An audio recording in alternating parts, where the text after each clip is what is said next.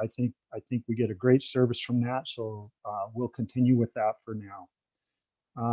I want to really express to the council that staff capacity is getting to be an issue, and I want to review our 15-minute rule and explain some of the issues that may or may not come up out of this. So I'm going to read the rule. I'm sorry, but it's probably the best way to present it.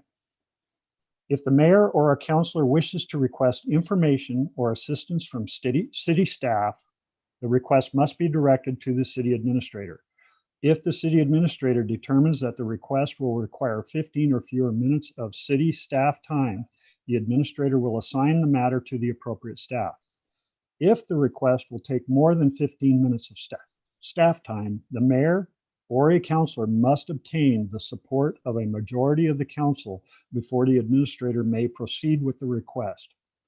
A motion to request council support for use of city staff is an appropriate item to be addressed during the council comments portion of our regular meeting.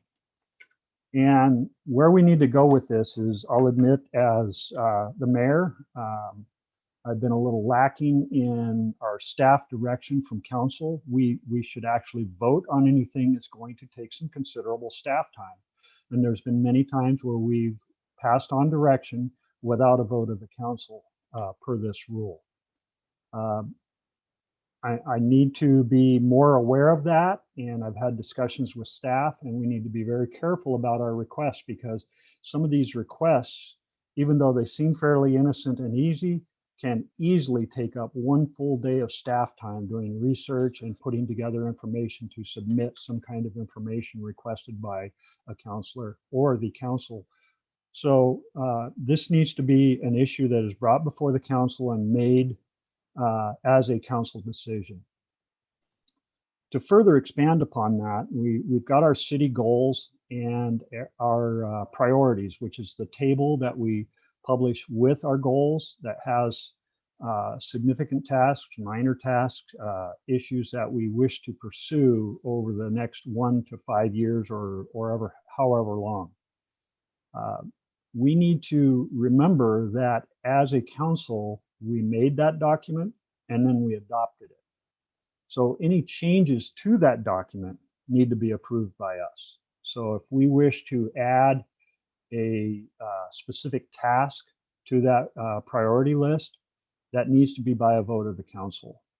And where that can come about is recommendations from committees or citizens or something where we want to, we recognize that we need to put some priority on that. Again, that task list is a very specific list that our staff uses as their priorities. If it's not on that list, they should not be working on it, basically. There's a little bit of gray in everything, but we need to recognize that if we're putting significant work on staff, we're accountable to that. And we need to be accountable by making a vote and being unified in that process. That's in our rules, and I think it's also just respectful to the staff. Looks like Councilor Lehman would like to make a comment. So I think in the last meeting, we gave direction to the staff to do two things that we didn't take a vote on, but there was consensus on.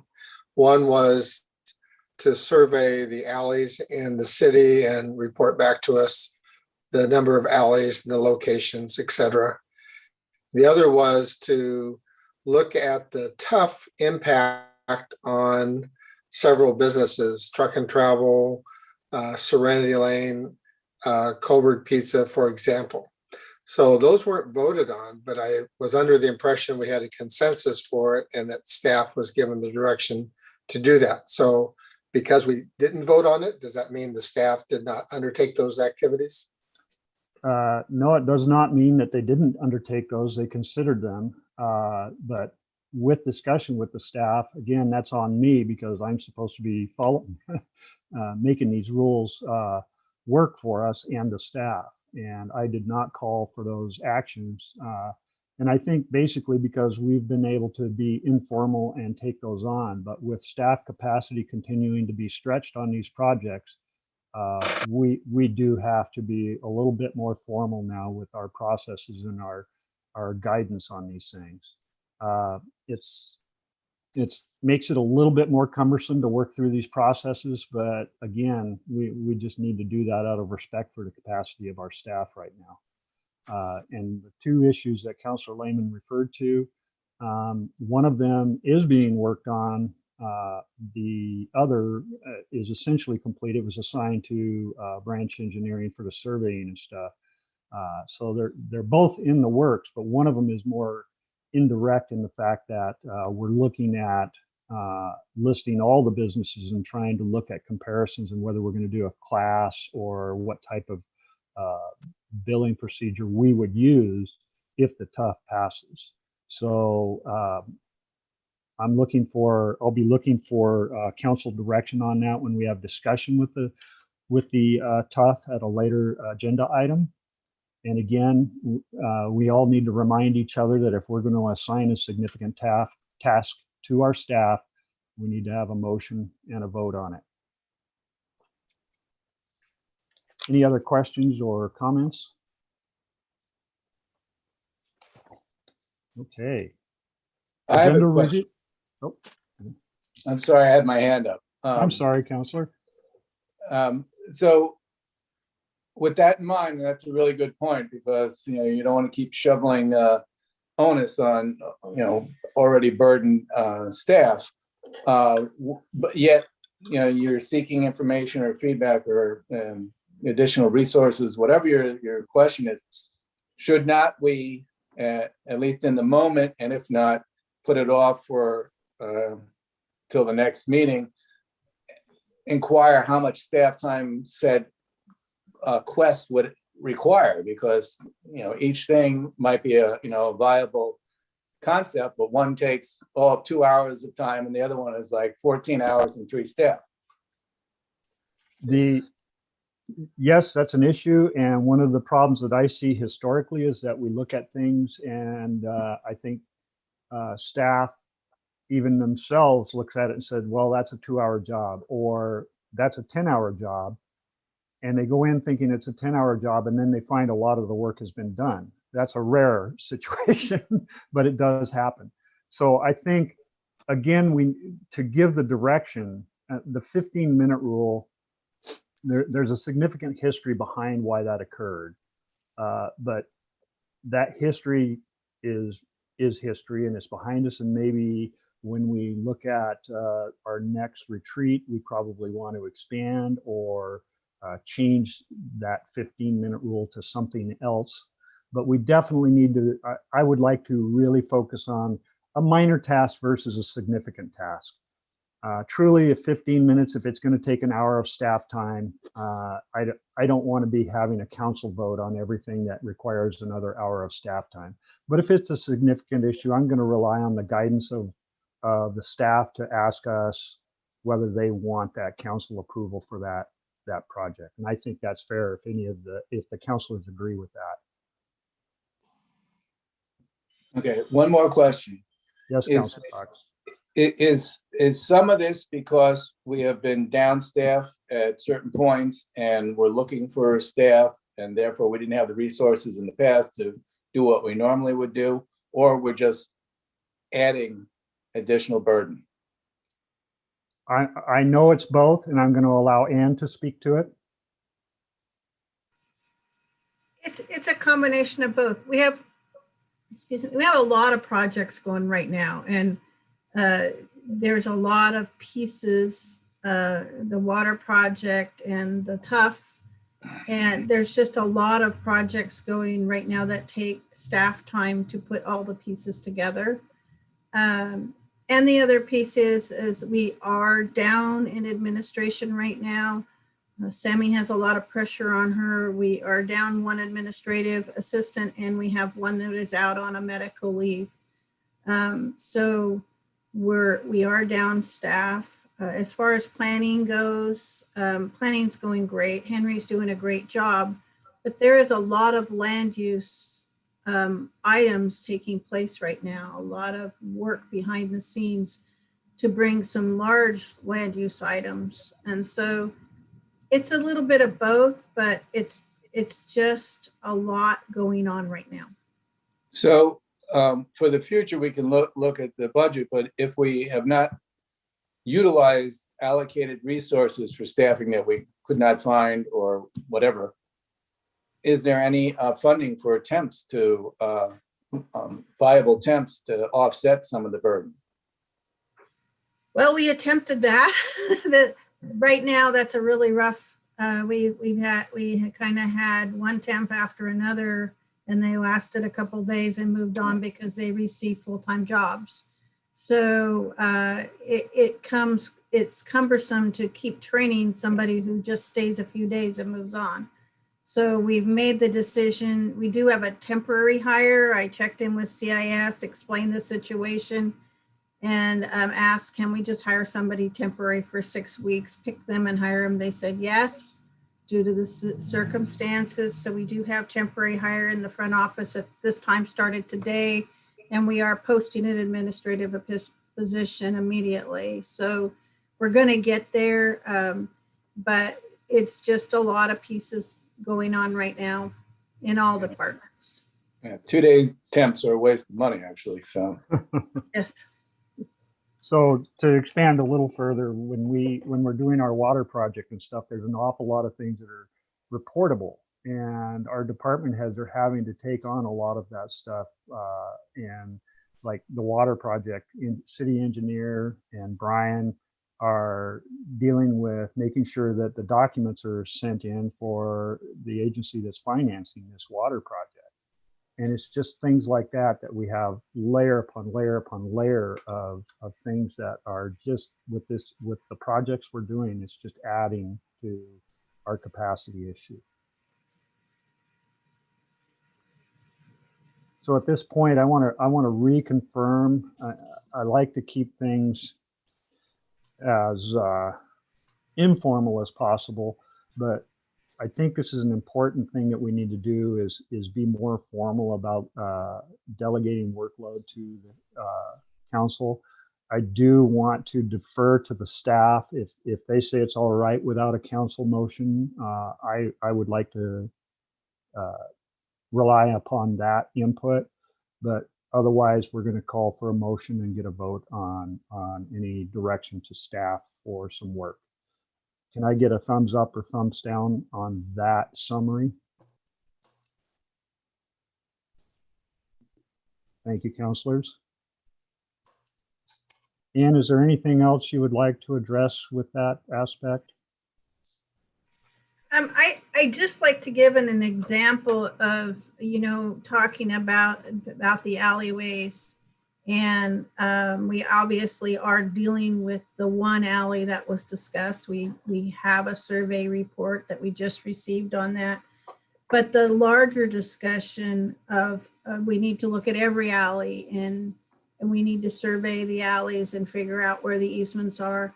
That is a major project. That's not a few hours. And so that's what I'm talking about when if the council wishes us to bring a project like that, then that really does need to be placed on the work plan, because that's where we schedule from.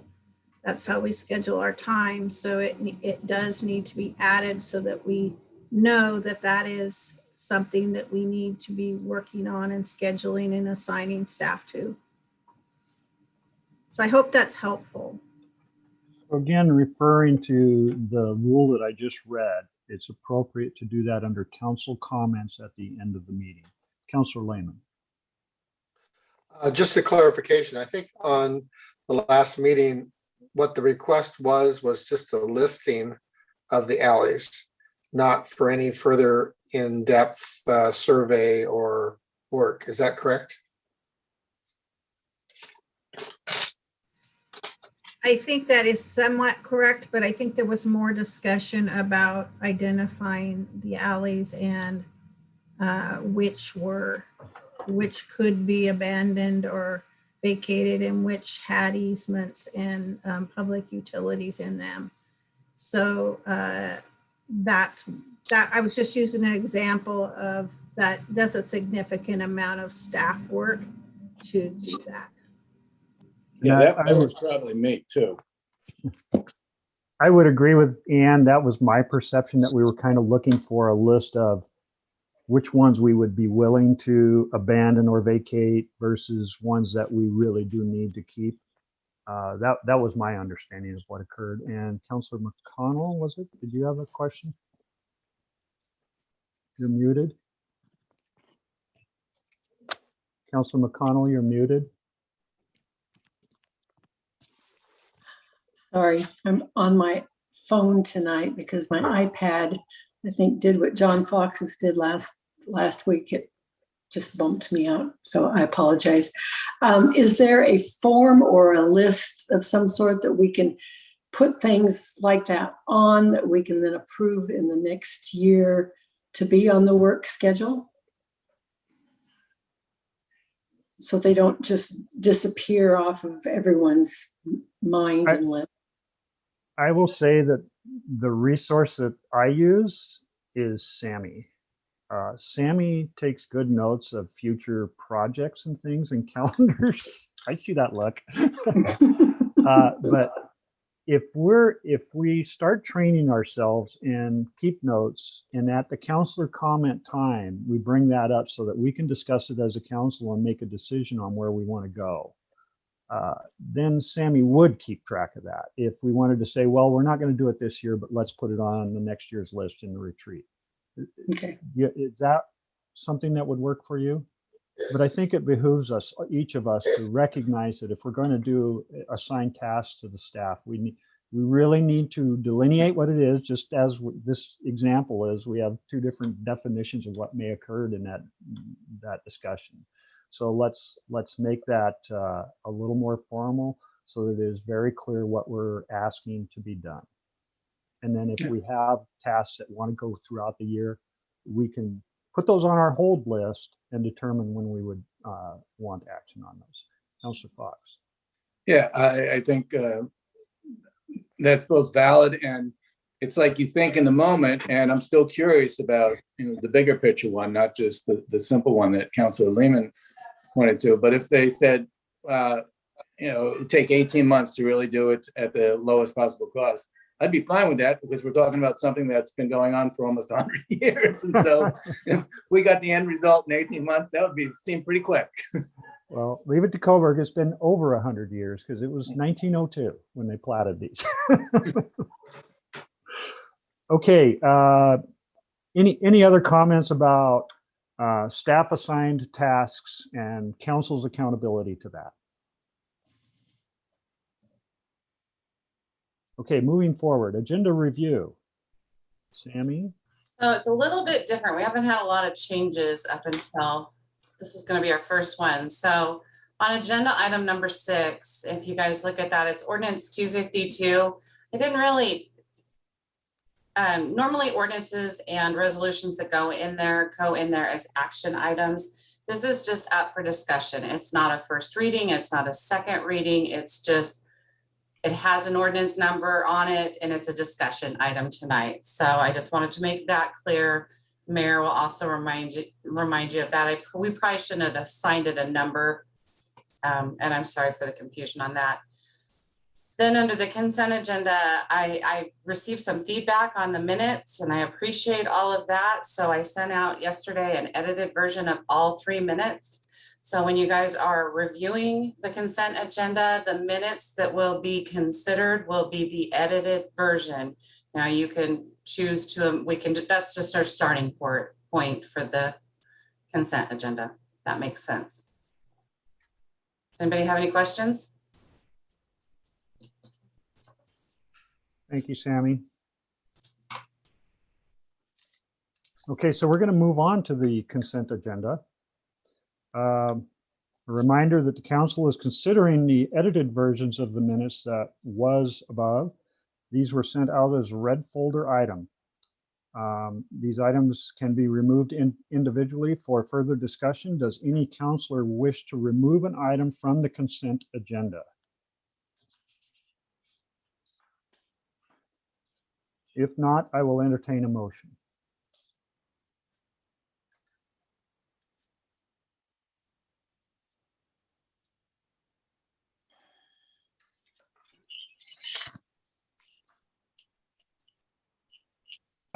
I move to accept the consent agenda as presented and amended. Second.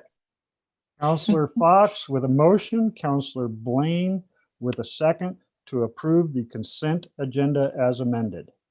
All those in favor, please hold your hand up in front of your camera. Any opposed? Any abstentions? Thank you, counselors. A bit further discussion on that. It does pass unanimously, by the way.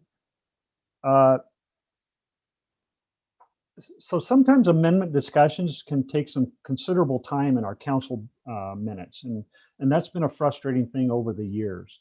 The city has really tried hard to get our minutes to be very professional and very accurate. And I appreciate Councilor Lehman. He's a great proofreader, and he had a lot of. I actually had almost all of what Councilor Lehman had circled on my pages.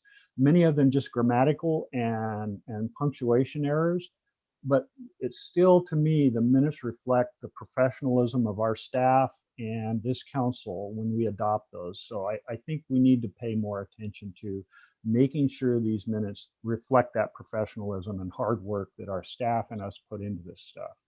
So if there are considerable or even non-significant amendments to the minutes, it can be very beneficial for the staff to get those prior to tonight, because otherwise we would have to go into discussion so that Sammy can get the wording that we want in there. But if you type it up and send it in an email to her and propose that, then she can review the minutes and confirm it. And then when we come in, we have this consent agenda package that we can adopt without a lot of discussion. So please think about that. If you're seeing minutes and you see some corrections in there, please give prior notice if you can and send an email to Sammy. And it just makes it a lot easier for our meeting tonight so that we don't have to have, 15, 20 minutes of discussion just to adopt our consent agenda. Any questions? Okay. Any special guests, Sammy? Thank you. Ordinances and resolutions. Resolution 2021-06, a resolution approving the transfer of appropriations for fiscal year 2021.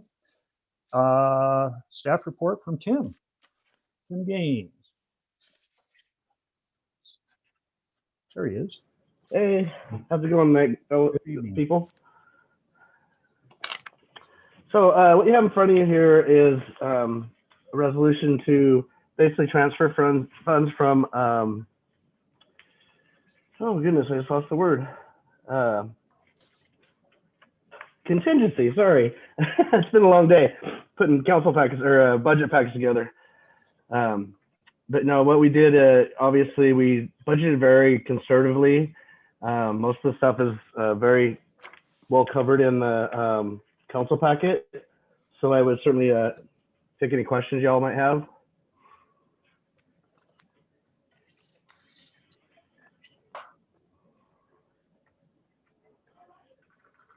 Councilor Bell. So how much is the total that needs to be transferred? Was that in there? And yeah. What are we total that we're transferring? And then when do we expect? We're not transferring, we're just moving it from one spot in each fund to the other. So no funds are changing at all. Okay. So contingency is basically set up to cover emergencies or cover unexpected costs. Right. But I mean, I can add that up real quick, but I don't have that total Okay. number, but it's just, okay. it's all staying in the same fund in each of these cases. It's just moving to cover each of the, what they call object classifications, like personal services and materials and services. So you move from contingency up there to avoid the auditor. Basically, this is so the auditor doesn't give us a nasty note. And then do we replenish that contingency fund on the budget that's coming up? Yes, that's Okay. correct. Our That's it. contingency That's- funds are going to be set at I believe $250,000. Okay. So So counselors, this is a unique issue, and those that have been here before are probably used to supplemental budgets, which we had to do. We don't have to do a supplemental budget because, as our auditor stated, we never had a contingency fund to rely on to be able to transfer within our funds.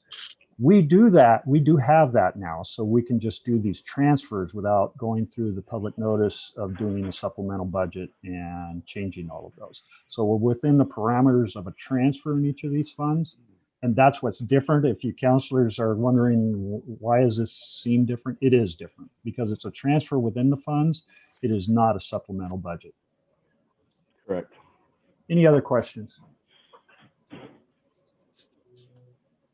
I'll entertain a motion as soon as I find my paper.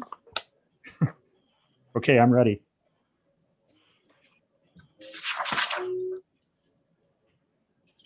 I move to approve Resolution 2021-6, approval of transfer of appropriations for fiscal year 2020-21. Do I have a second? Counselor Fox?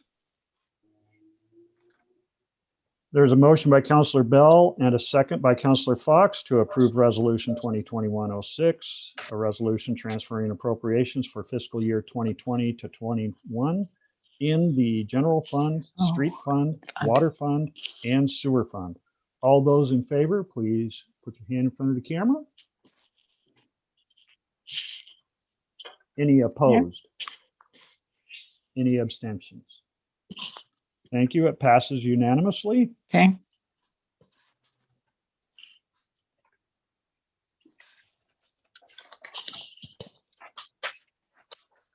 Resolution, thank you, Tim. Or do you do Thank the you. next one? Yeah, yes, thank you, Tim. Resolution 2021-07, a resolution authorizing grant funding application to the State Historic Preservation Office, also known as SHPO, for Preserving Oregon Grant Program. Megan, you're up. Good evening, counselors.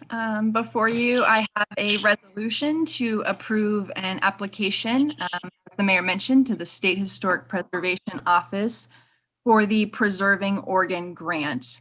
The goal of the grant is to rehabilitate properties that are on the National Historic Register, particularly those that have a public value. And we are applying for a project for the IOF Hall, which is eligible because it's a contributing property to our National Historic District. Currently, the entrance to the IOF Hall is not ADA compliant.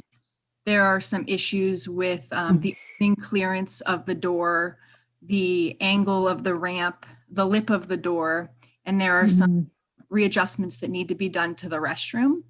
There are also some electrical wiring and lighting issues that need to be resolved.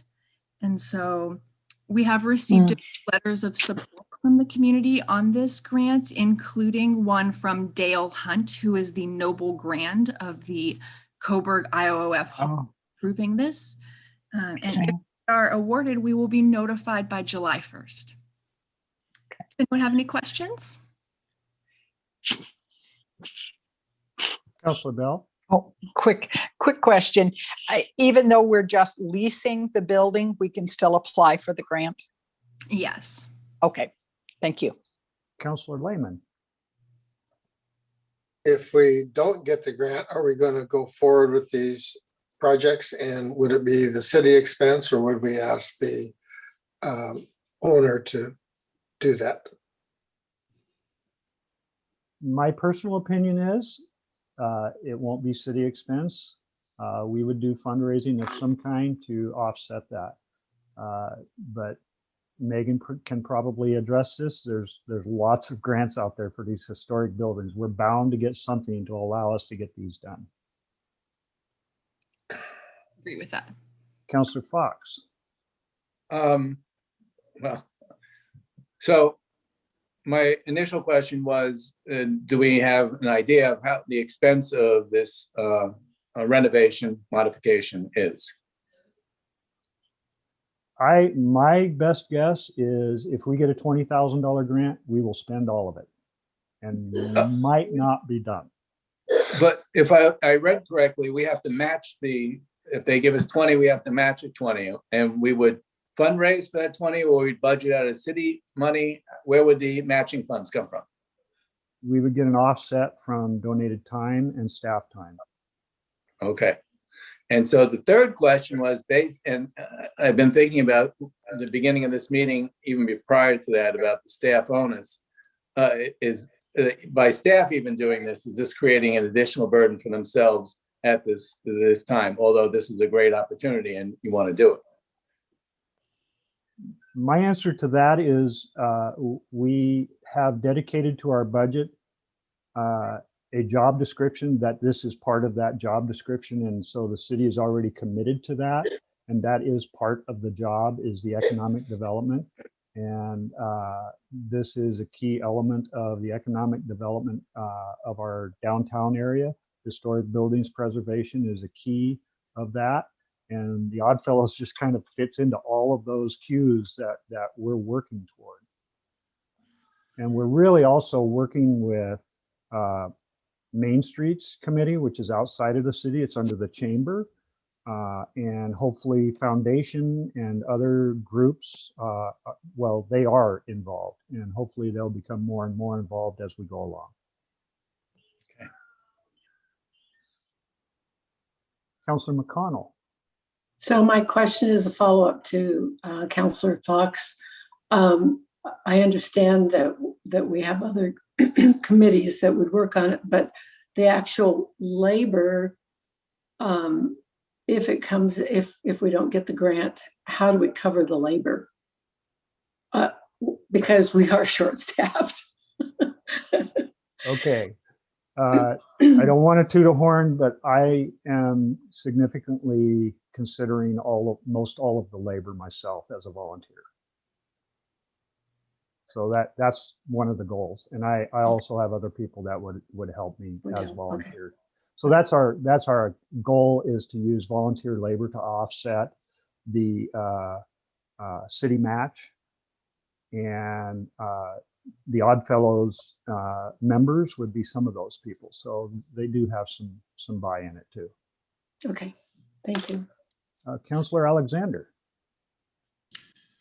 A little bit. I mean, actually, Councillor Lehman actually asked the question I was going to ask, but I have another question. What are we planning on using that building for? An additional community center. Long range goals is just having another big meeting room available to the community for festivals and other things.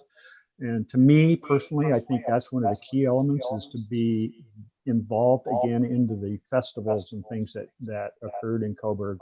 And the Oddfellows Hall used to be a big part of that.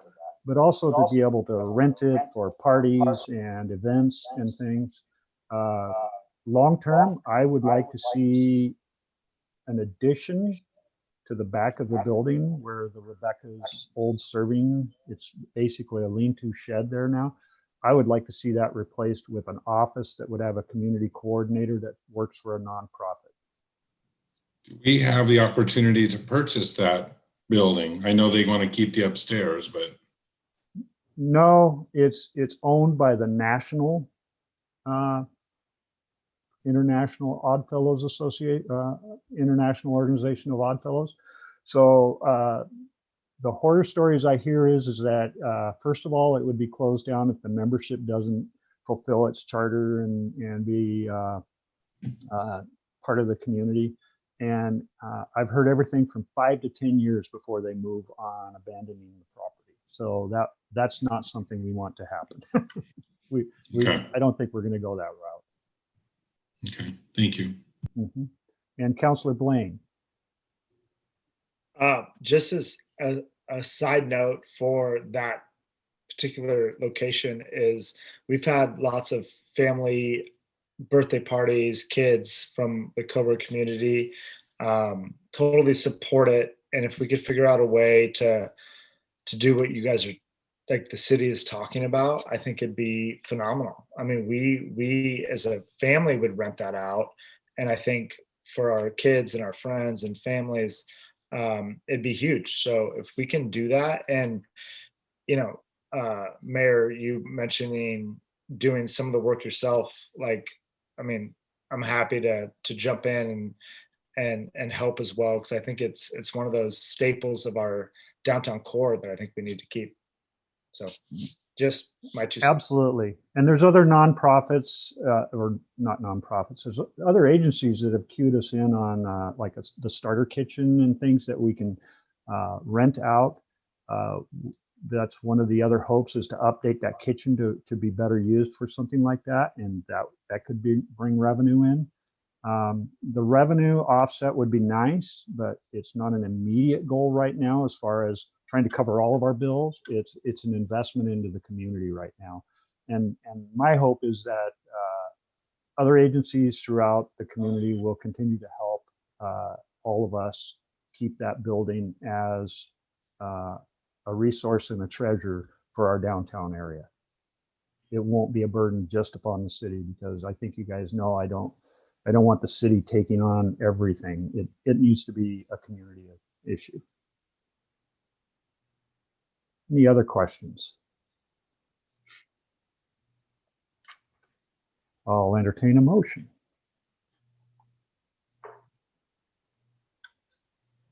Councilor McConnell. Am I unmuted? Yes. I move to approve Resolution 2021-07, a resolution authorizing for application to the State Historic Preservation Office for the Preserving Oregon Grant Program for an amount up to $20,000. Second. I have a motion by Councilor McConnell and a second by Councilor Blaine to approve the city administrator to sign a lease agreement with the West Point Lodge number 62 for the IOOF lease. All those in favor, please signify by putting your hand in front of the camera. Any opposed? Do the same. Any abstentions? Ray, I'm sorry. That was the read back was wrong on that one. So a resolution. Oh, I'm sorry. I'm in the wrong line. Thank you, Sammy. Can we just scratch Let's that? go back. Thank you. The motion was correct. You just need to read it back and then do the vote again, please. Yes. I'm sorry.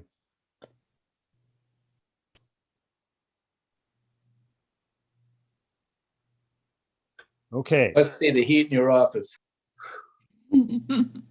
Brain's getting cooked. There is a motion by Councilor McConnell and a second by Councilor Blaine to approve Resolution 2021-07, a resolution authorizing the application to the State Historic Preservation Office for the Preserving Oregon Grant Program for an amount up to $20,000. All those in favor, please raise your hand in front of the camera. Any opposed, do the same. Any abstentions? Thank you, councilors. It passes unanimously. I apologize for the faux pas. Thank you. Thank you, Megan.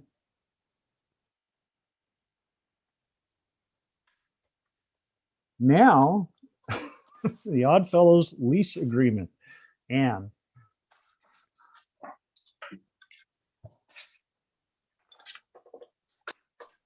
Aren't we doing the tough next? Oh my God.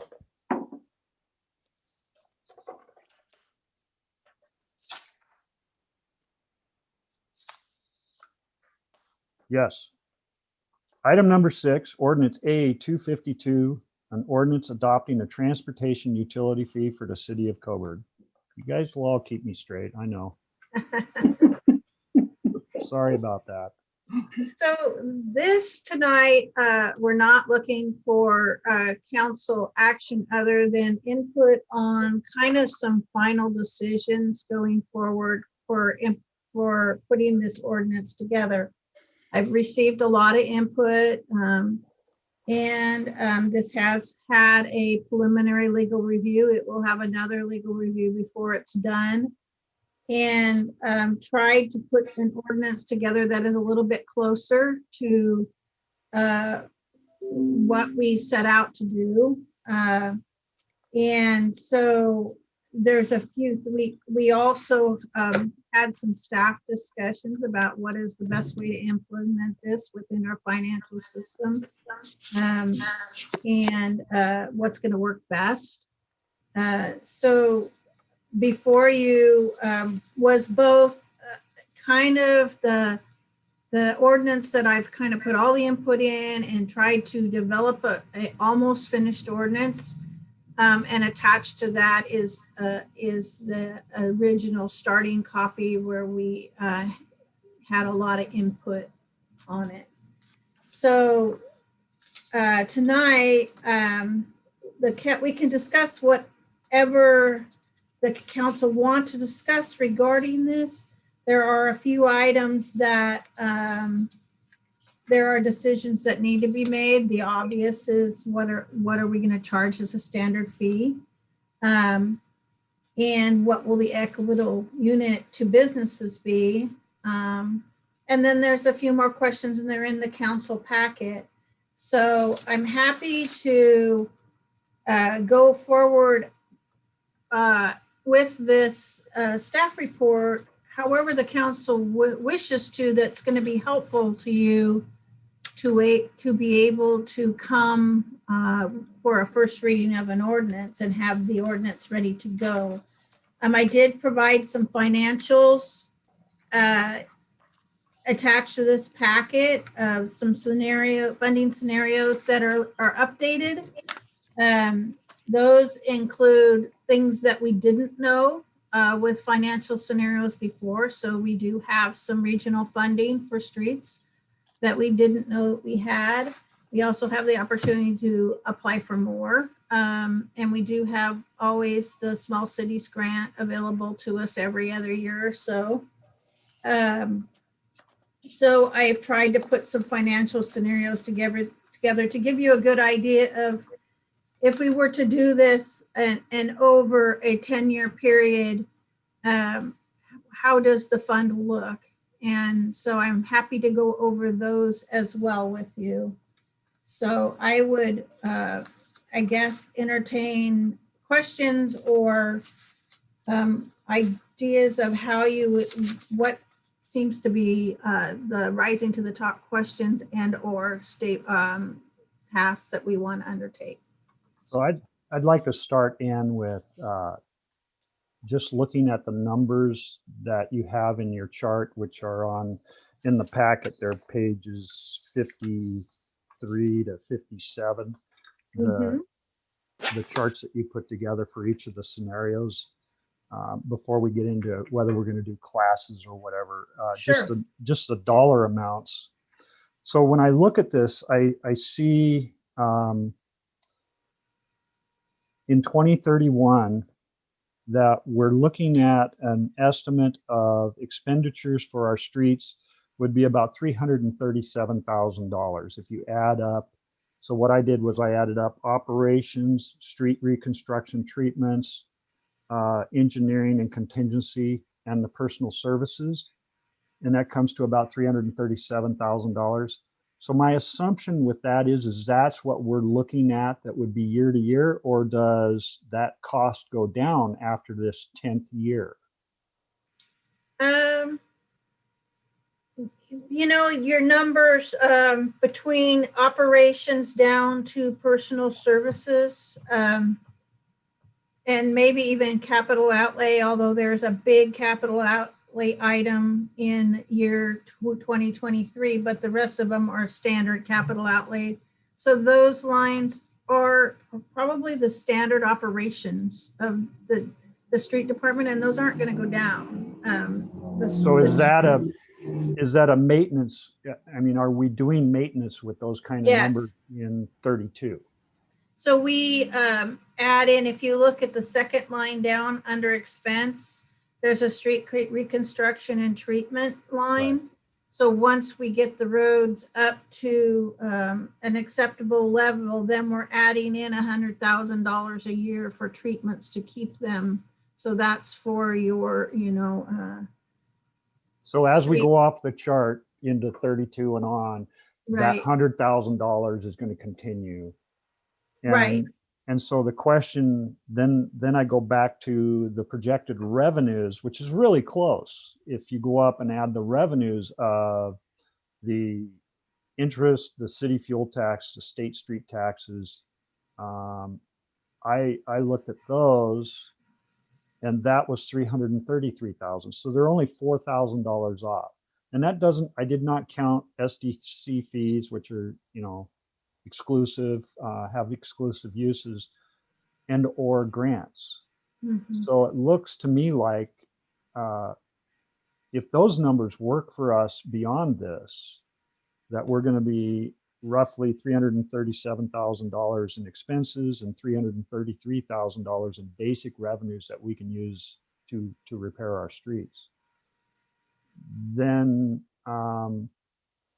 looking at that ending fund balance, what do we gain?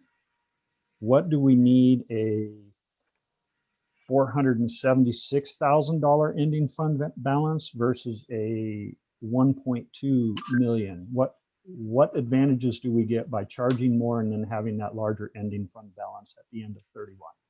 Yeah, I was showing you these scenarios because I don't think that you do need that balance. I think that we want to maintain, just as the contingency served the department for the supplemental transfer, the transfers that we did tonight on that resolution, you want to make sure that you have room to maintain that. So I would say for the street fund, if you can take in your revenues and have expenses and cover your expenses and remain with the fund balance of between $400,000 and $500,000, you have a healthy fund. And so there isn't a need for you to have, if you want to maintain the beginning fund balance that the street fund has in it now, then you're going to have, if you want to maintain that 800,000, but I'm not saying that that's how much we need. We have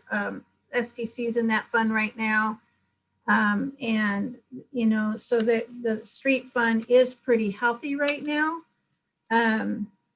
So I would say that you don't need $800,000. Okay, and I have one more question, then I'll let counselors have their turn. Okay. So you said the SDCs are included in that ending fund balance. Yes. Now, are SDCs so restricted that we would need to be concerned about having a little more than we would normally think? That's why I'm saying is you want to have about $500,000. You want to cover your SDCs. Make sure you have your SDCs. Make sure you have contingency. And I can tell you that really quickly,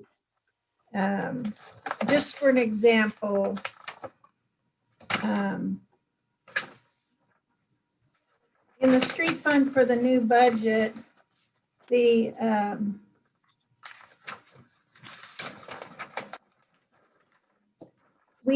break out the SDCs. And so SDC balances, depending on how we're using them, can be anywhere between about 150,000 up to 350,000, depending on what work we've done during the year. So you want to make sure that you're leaving room to reserve those SDC balances and also cover a contingency. So this would be the same as like a reserve or a contingency, right, which we have a base of 250 as an expectation. We would be able to maintain that if we had a $500,000 ending balance. right. Okay. Thank you, counselors, for your patience with me. Any questions from counselors? Counselor Lehman. You're up. You're not muted. Just 3 comments on the language parts of the ordinance. Page 30. Section R. Property that is used primarily for personal domestic accommodation, including single-family, multifamily, residential property, and home occupations, but not including group homes, hotels, and motels. I would make a suggestion to add RV parks, because I know that there are some people that have RV vehicles that are used as their primary personal residence. Good point. And then page 31, I would just offer 60 continuous days under Y. Vacant means the entire developed property, building, or unit has no occupant for more than 60 continuous days when the property use is suspended for seasonal closure lasting more than 60 days. And then the third comment would be on page 34. I just don't know under D, when it talks about collections from responsible parties shall be applied first to interest and penalties, second to the transportation utility fee, third to the tree fee, fourth to the sewer utility, and last to the water fee. These are collections on the transportation utility fee, but it sounds like those funds are assigned to more than just the transportation function. So this follows how we manage our utility billing in that if there are collections, they're always, they are applied in this manner because that leaves the water bill being paid last. So if somebody's falling way behind, the city has the option to actually turn off the water in order to encourage people to pay their bill. And so that's why it's set up this way. And that's the standard for how all of our utilities are applied. I would agree with that, but I think once the fee is paid, it should go back to the transportation purpose. Okay. The fee is, it's the collection standard. It will still go to whatever is owed. So it would go to the water, it would go to the transportation fee. But if you owe if somebody owes $20 and they only pay $10, then it goes in this priority until it's all paid. Yeah. But it would still, once that $20 is paid, it would still go to the tree fee, the transportation fee, and et cetera.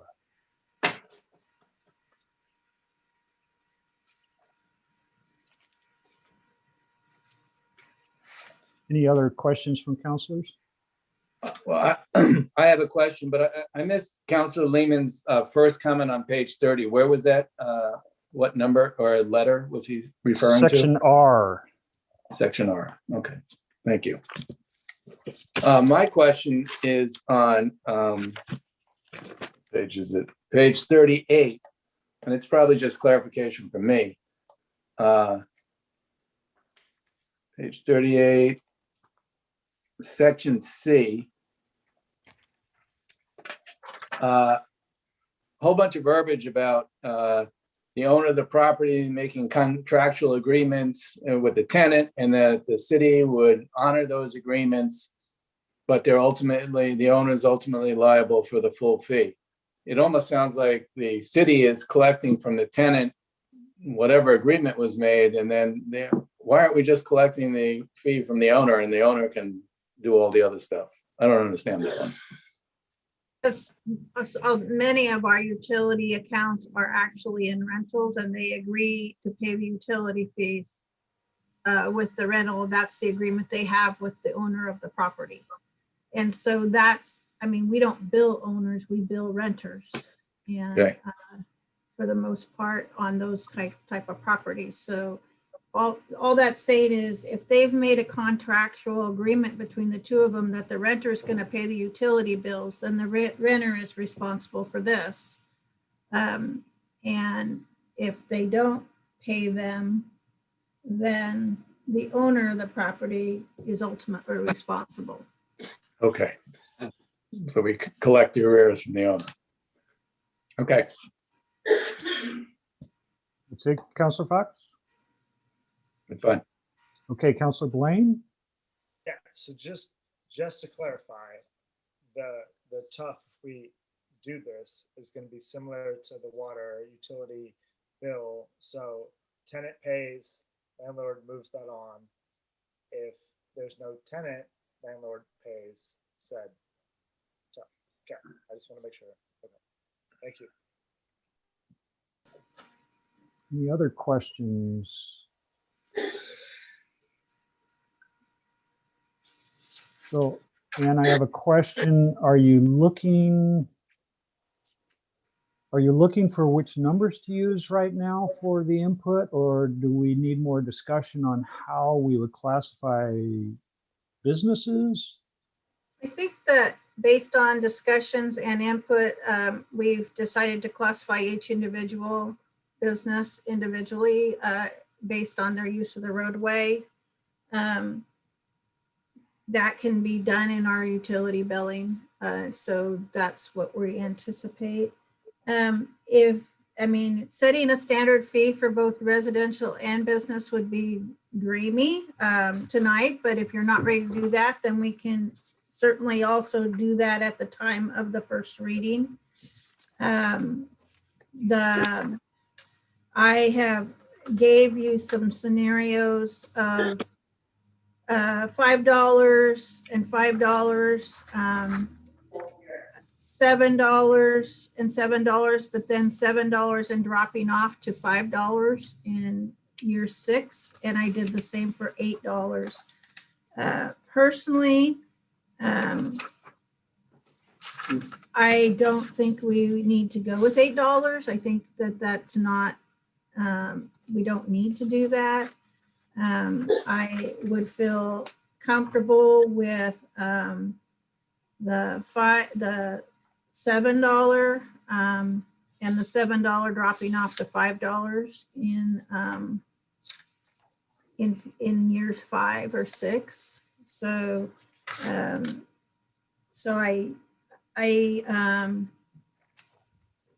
just straight $5 makes me a little nervous, but as long as we provide something in the ordinance that allows for the council to revisit it annually, then we can address that every year. So it's just it dependent on where the council are comfortable in implementing the fee. Okay, I have Counselor Blaine and then Counselor Bell. You're speaking purely residential at the $5, right? $7. That's residential. So it's $5 per residential, but then the businesses are based on the equitable fee. So, it's dependent on their use of the roadway, how many business trips they have per day, times per 1,000 square feet of business space. Yeah, I got that. I'm just thinking. So yeah. I'm thinking $5. That's because I'm thinking more residential at the moment. I feel like they're definitely two separate conversations as we've had before, but overall $5 per residential unit is kind of the number we're all looking at, and then we need to determine commercial outside of it, correct?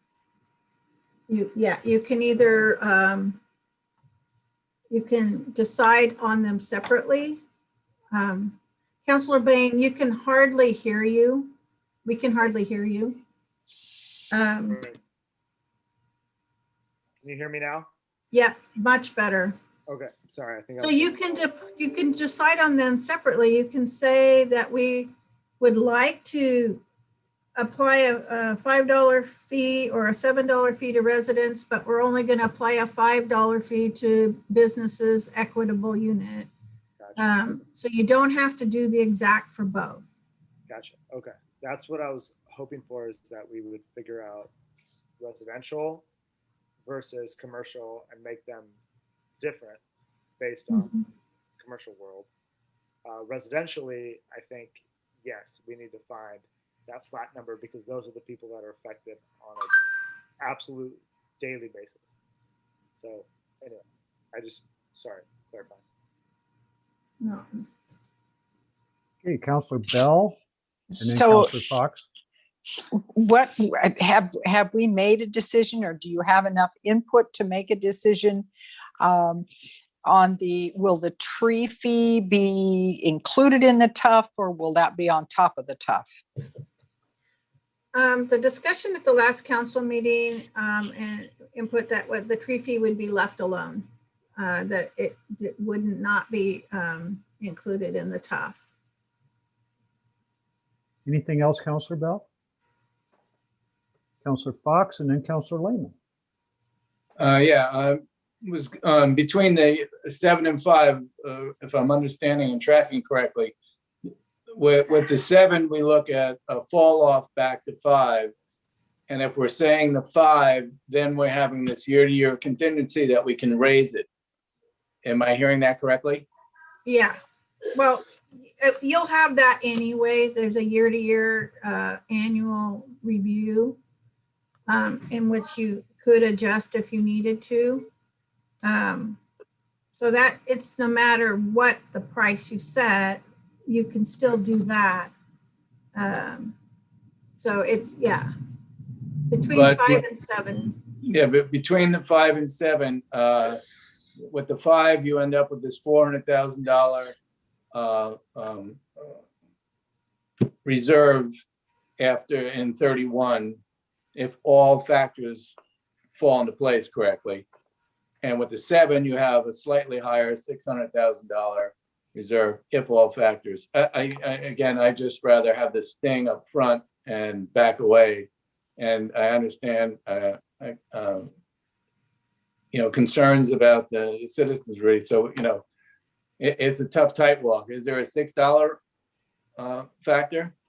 Well, absolutely. There's a $6 factor, and that would end up somewhere in the middle of 5 and 7. And, I was just looking at that today and thinking, because these are, I think that $6 is absolutely could be considered an acceptable amount.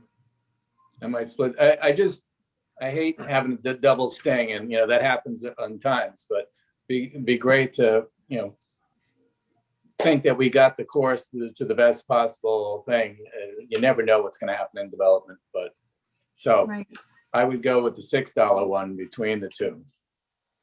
I don't want to punish anyone, but I want to make sure that we're doing it as prudently as possible. Counselor Lehman and then Counselor McConnell.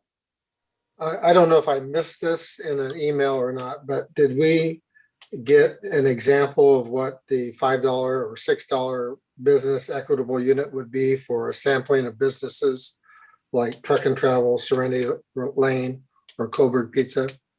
I did send that out in a Friday report. It had an example of about 10 different businesses. I didn't put names on it, but I did send out an example of 5, 7, 8, and I believe even $10 for pizza parlor, restaurant, hair salon. I've been having some trouble with my email. Do you have that handy just to read off a couple? I was looking for it just a little bit ago on my machine, and I can't find it. So I apologize. I was looking to see if I could find that I sent out. Just in a ballpark, is it $10,000 a year? Is it $15,000 a year? Is it $5,000 a year? Oh, no, I don't think so. I mean, we're talking, say 1,000 square foot hair salon that has 75 trips a day. If they have, so,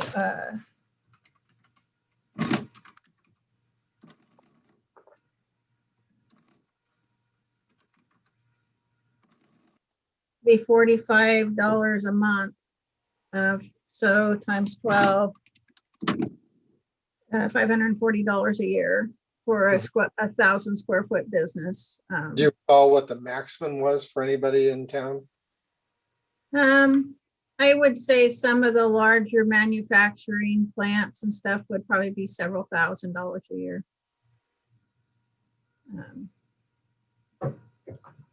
but I can try to find that and send it out again. I know I did send it.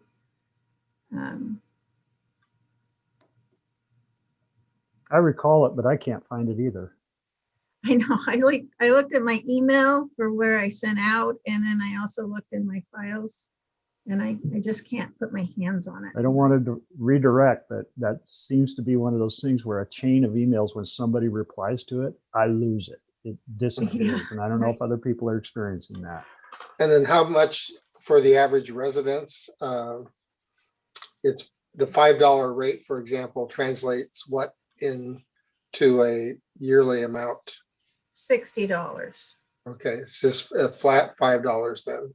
Yeah, yes. And the amount of money that we would ask for a bond or a loan, is that contingent on the relative amount of money that we raise annually? In other words, if we ask for $1 million in a loan, for example, do they have a floor percentage that we have to generate from the TUF in order to qualify for that $1 million loan? Is it relative to that, or they just want to see that we have the capacity to make the monthly payments over a 10-year loan? Right, so they're going to take into account our entire budget and our revenue. So if you remember right, when we did the gas tax, we worded it in a way that the funds collected for the gas tax can be used to retire debt. So we included those revenues. And so when they look at the bonding, they're going to look at our total amount of revenues and expenses and just clarify that the city has the revenues to cover the debt in general. So another way of phrasing my question, it won't matter to them whether it's a $5 or $6 or $7 rate in terms of the amount that they would loan. We would still be able to secure a loan to cover the project. Right, yes. Okay. Well, I'd like to see us make a decision tonight on a rate, and I think the $5 per residential unit is fair, and $6 for the business equitable unit is fair. Well, I have Councilor McConnell up. Do you want to make a motion now, or do you want to let Councilor McConnell have a question? McConnell, Question. Go ahead, Councilor McConnell. Muted. Yes, you are muted. My question is, how are you basing this $5 residential? What kind of growth percentages annually are you factoring in, or are you factoring in any growth, residential growth? Yeah, we factor in growth the same as we do like for SDCs. We look, I mean, and it's a crystal ball. We look at the available lands and what we know is going to develop, what we think is going to develop, and then we kind of work that way. So we look at residential. So what we know about residential is we're going to have some growth in residential properties over the next 5 years. And we know we're going to have business properties. So we do it very conservatively because we don't really know what's going to happen in a lot of the business areas, but the predictor for this is done in the exact same way. So we look at how will we grow over the next 10 years. And then we also, for the first 5 years, basically what we did here is because we project out 5 years, we use the projections from the budget, and then we grow it by 3% a year after that, or 4% a year. So because we don't really have anything to base it on. Okay, thank you. Councilor Blaine. Before Councilor Blaine goes, I want to remind everybody, this is looking for staff direction so that we can have a better product when we have our first hearing next month. So this is just a staff direction to kind of get a little more focus for them to present this resolution next month. Go ahead, Councilor Blaine. No, that's fair. That actually probably makes more sense. Mine is just, yeah, I think there's still a lot to talk about on the residential versus commercial and our main streets versus our, anyway. I think we definitely need to dial down on this because I think $5 to a residence makes sense. I think the commercial world needs a little higher rate based on their traffic flow and what comes in and out of our community. But yes, I think you're right, Mayor. We should figure out direction and then go from there. But we'll see. At this point, I would agree that when I look at the ending fund balance and stuff and trying to keep a contingency, I'm seeing the residential, what we have presented in these charts. I'm seeing a $5 or a $6, so that we do have that contingency at the end. With when you're looking at a 5, we have $476,000 ending balance. If we have $150 to $300 SDC, that still leaves us almost 200,000 as a contingency to work from 31 on. I guess for me, the business part is still a big question mark as to, I want to see more of that, what it would do, I guess, as far as that generation or the effects of the businesses. And I recall seeing that email that Ann sent out with the beauty salon and the truck stop and the pizza place. Yeah, But I'd love to see. is that equitable? And so the traffic unit count, we do a similar thing with water where we establish the residential and then we take the businesses and multiply that residential factor. Yeah, exactly. That's the way I see it. Is the residential folks that live in Coburg are going to benefit from better streets, and they should pay their portion of that. Right. But at the same time, the bulk of the traffic comes from outside of Coburg. So how do we figure that process into our commercial world? I mean, the Bronco and Coburg Pizza Company are constantly bringing people in. And then you add all the ancillary businesses outside of that, the Off I-5 and whatever. It's significant. It is significant because they'll come in and they'll move through town. And then you get the folks from north to south and south to north.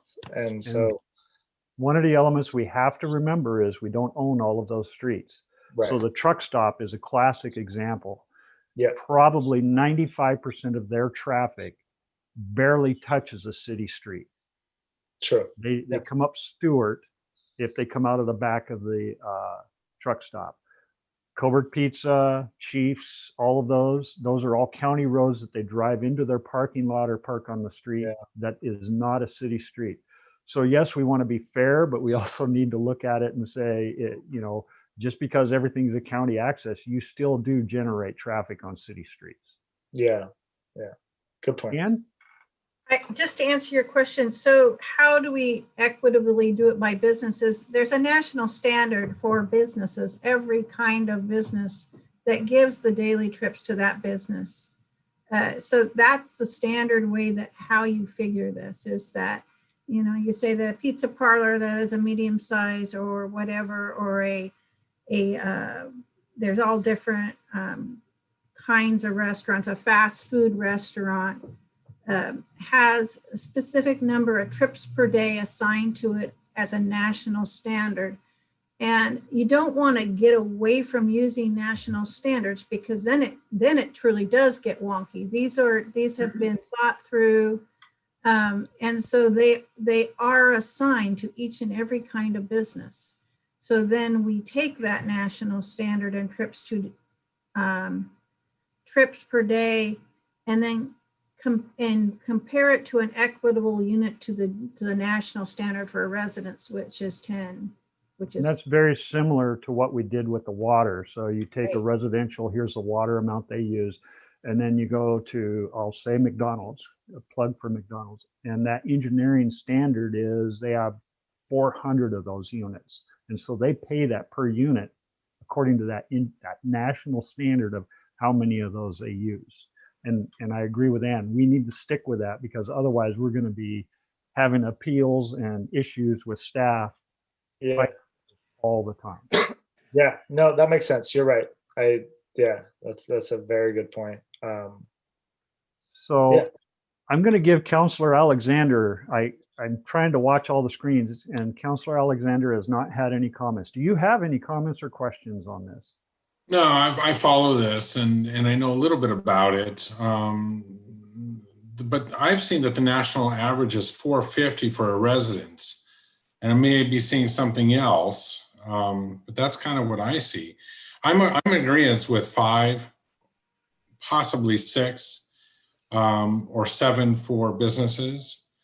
But that's kind of where I'm standing right now. Okay, and I saw Counselor Lehman. So it's $450 per household for a population of our size. What is the 450, Counselor Alexander? Is the national average for the standard fee for residential single family dwelling. Oh. Okay. For a town about the size of ours, anywhere from 1,200 to 1,800. But I personally think, because of having all these county roads that go through us, that we should stick to the 5 or 6. Councilor Alexander? Do they have a national average for commercials for a town our size? National average was 7 for commercial. Thank you. Ann, did you have something? I just wanted to clarify, when I said 10, that wasn't the average for what you charge a residence. 10 is the average trips per day. It's 9.44 for a residential unit. And that includes all trips to and from and anybody else coming to a household. I've seen that too. I saw Counselor Lehman raise his hand a while ago. Yes, just the thought came to my mind when we talked about truck and travel, and just one mitigating factor I would point out is they do not pay to the gas tax to the city, because the way we wrote the ordinance, it excluded diesel sales. So it'd been my druthers, I would have included diesel sales to the gas tax if we could have. And there's an argument to that, if you look at the state revenue that we get, part of that is paid from PUC fees that truck and travel and other diesel sellers do pay. And that's always been a discussion, and it's a back and forth, and we could go back and forth for a long time on that. It's such a different conversation. Yeah. I mean, being a part of that with the mayor, like that is, it's not the same conversation for sure. And it's a big conversation. Counselor Fox. So for direction for staff, I would love to see this the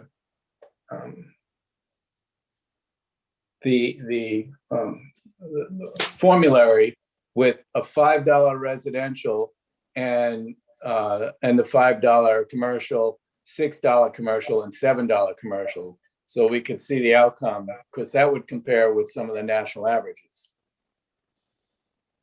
for in between time or next time, so that we can see what the ending balance is and how that affects. Since, as Councilor Alexander said, for a town this size, commercials or entities are used to paying $7 tough fees on average. Is there, I heard discussion about a 6. Is there any counselors that would like to see the 6 comparison, 5 and 6 residential? Counselor Lehman, McConnell. Looks like, so based upon that, it sounds like we're looking at a $5 and a $6 residential. I would agree with Counselor Fox that we do a $5, $6, and $7 commercial. Is council, all those, show of hands if you agree with that, or do you want something? Anybody agree with that? Counselor Blaine. I'm willing to back away from the $6 residential, since it's not the standard, but I would look at it. Okay. So just to clarify, you're asking for a comparison, financial comparison of a $5 and a $6 residential and a $5, $6, and $7 commercial? Yeah. Thumbs up, I mean- thumbs down to what Ann said.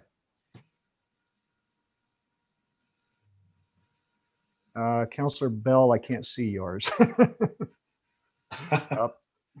So we have 4 up, 2 down. Yeah. It is a comparison and we're just giving staff direction so we can get some comparison. So I'll give Counselor McConnell, what would you like to see? I guess I wasn't clear. I am comfortable with $5 residential and a possible $6 commercial, but I'm not comfortable with anything higher than $5 for residential. And I don't think I need to look at any comparisons.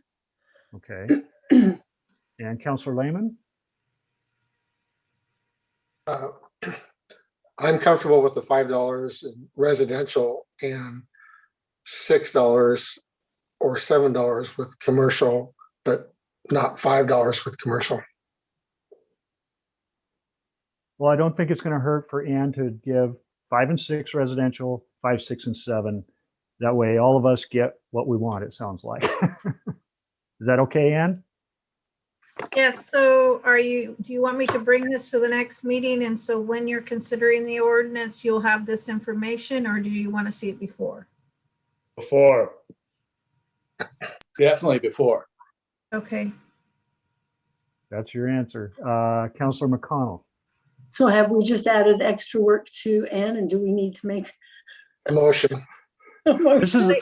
This is a resolution that's already passed. yes, And, this is and that. so it's, And- and again, I'm going to rely on the staff to say we need some direction on this, but this is one of our task boxes. And so we've already appointed them that job. Okay.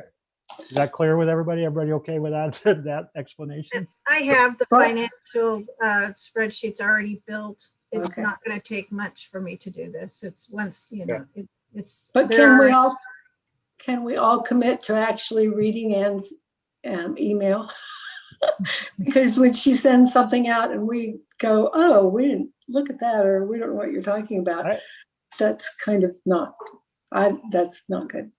I do remember it, and I thought the numbers were actually surprisingly low for the businesses. So if you could find that again, Ann, and send it out, it sounds like I it will would be find good. it and send it out again.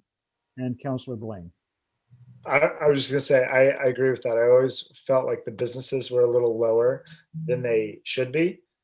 And I want those businesses to succeed and do their part in our community. But at the same time, we have an incredibly high water sewer fee.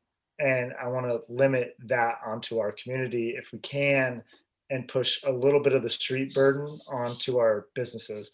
I know that that's a tough world to live in, but that's my goal as a community member and a counselor. And I think equitability is there with the engineer report that we can show. I mean, a 9.4 trips to the household, that includes your mail, your garbage, and all the other things that may occur in your household. It's fairly, I think, acceptable number for most of us as a residential trip per day. The engineers, and they're engineers, so only they know how to do this. They figured out how to write a great big book that says McDonald's has this many, and the hairstylist has this many, and the grocery store has this many. And we need to stick with that standard as a basis, and we'll see how it looks. And do you have any more questions on the direction that we got so far? No, I think I have that. I have a few more questions that I could Okay. use direction on. And there's only a few. So one of them is, we've talked about this, and then I did get some input on whether or not the city would allow for waivers. So will you allow waivers for nonprofits or entities that may be exempt from property tax? So they are exempt of that. So either we will or we won't allow for waivers. That could also mean other governmental units, so such as the fire district. So that's just a decision the council needs to make as to whether they would allow for waivers of some entities from paying the TOF. I personally would like to see some kind of a revenue based, like our low income for residential, to have assistance in that way, and whether it's a waiver or assistance of some kind. Because obviously the Grange and the Oddfellows Hall, their revenues are pretty low compared to another nonprofit like Serenity Lane. That's where I'd like to see it. Is it's a revenue base, just like we do with residential. That's an income base. Okay. Any other counselors? Council Blaine? I can't agree more. The only other scenario is traffic to and in and out of your business. And I mean, Serenity Lane is a huge driver of traffic. So I think the revenue base makes the most sense. That's just my opinion. Thank you. Councilor Fox? Yeah, I was just thinking that consider, well, it would be based on their budget and they'd have to share that information, but going down to a residential unit, and if it goes below that, then additional low income consideration. Any other counselors? Councilor Lehman? And then Councilor Alexander. You're muted, Councilor Lehman. I was just wondering, a business like Coburg Sanitary, how they're assessed, where they go throughout the entire town throughout the day. They're out of the city, so we can't put that upon them. And that's one of our 9.4 trips that we pay for as a residence. And Councilor Alexander. Are we talking about a waiver to not pay or to adjust? I would say up to both. I think to adjust would be better. So on a sliding scale is what I'm kind of hearing for those that might be nonprofit or based on a certain revenue amount. So if they make over a certain amount, then they're not subject to a waiver. They can't apply for a waiver. Correct. Is what I'm kind of hearing. Yeah, okay. Councilor McConnell. I agree with that. So what category would nonprofits fall into? Would they be under a commercial rate? What rate would they fall under? They would be a commercial rate, but we would still use the engineering, that engineer standard to the use of that building. Mm-hmm.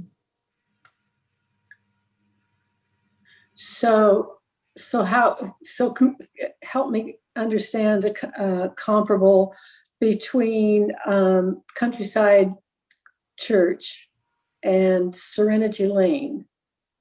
So the engineering standard, just like a McDonald's and a hair salon, they have figured out how many trips are in a so many 1,000 square foot church and a so many 1,000 square foot community building, that there's pages and it's a volume of these classifications.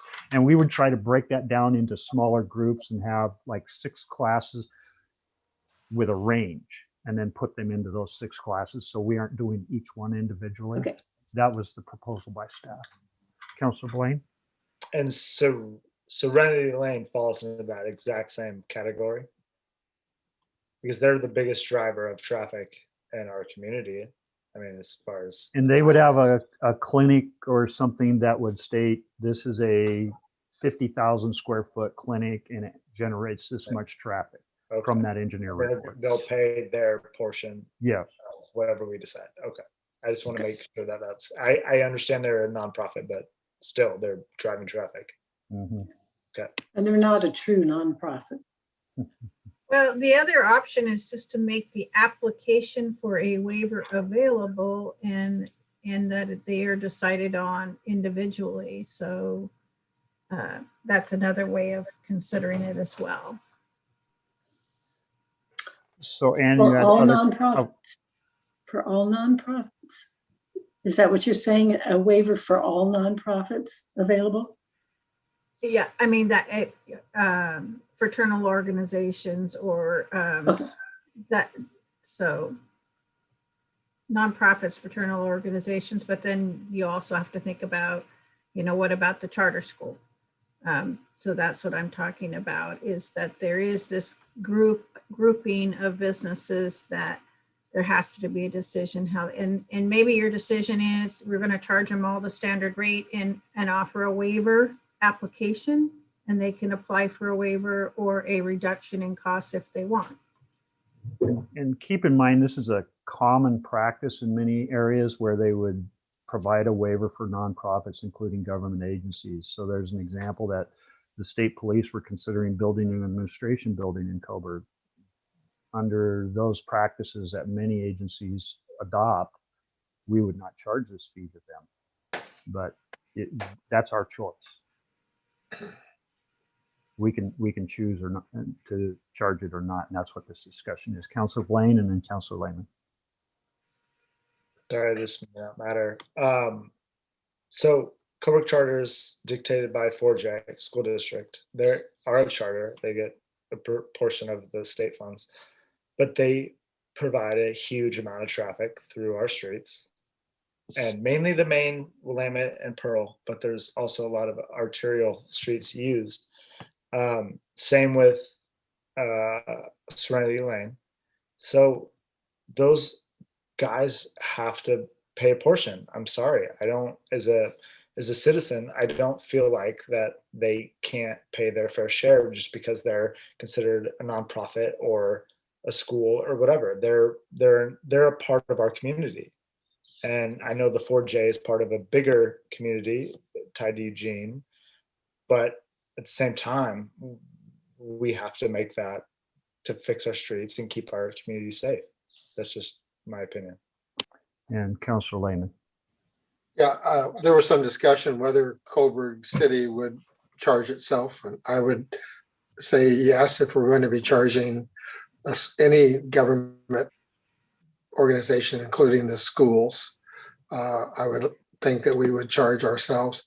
I was wondering, in the Dairy Mart, where it has the individual post office, would it be one charge to Dairy Mart, or one charge to Dairy Mart and one charge to the post office? So that is it's a SIG code in its own. There is a code for Dairy Mart, and it establishes the transportation trips to that business. And so in the building where you've got businesses and residences, they would all be charged separately. Right. You have to look at each individual business and figure out what their transportation utility fee for that individual business. And that's the same as like the condominium out at Coburg North. We would have to look at each individual business in there and figure out which, even though it's one big humongous condominium of businesses, each individual business has to be considered. Wow. Connell, you had a question? If I did, I don't remember what it is. No. Okay. Any other questions you have for direction, Ann? So the one was, will the city charge itself? And the reason I asked this question is because this did come up during the LID. And that's why I wanted to make sure that this was discussed, because the city doesn't, the city sells utilities. It doesn't buy utilities from itself. And I don't, but that's something that came up, and the city actually did pay LID fees for the sewer LID on all properties. So that's a question in itself that the council would need to answer. The other one is that do you wish to leave a clause in there that says that you have the ability to establish a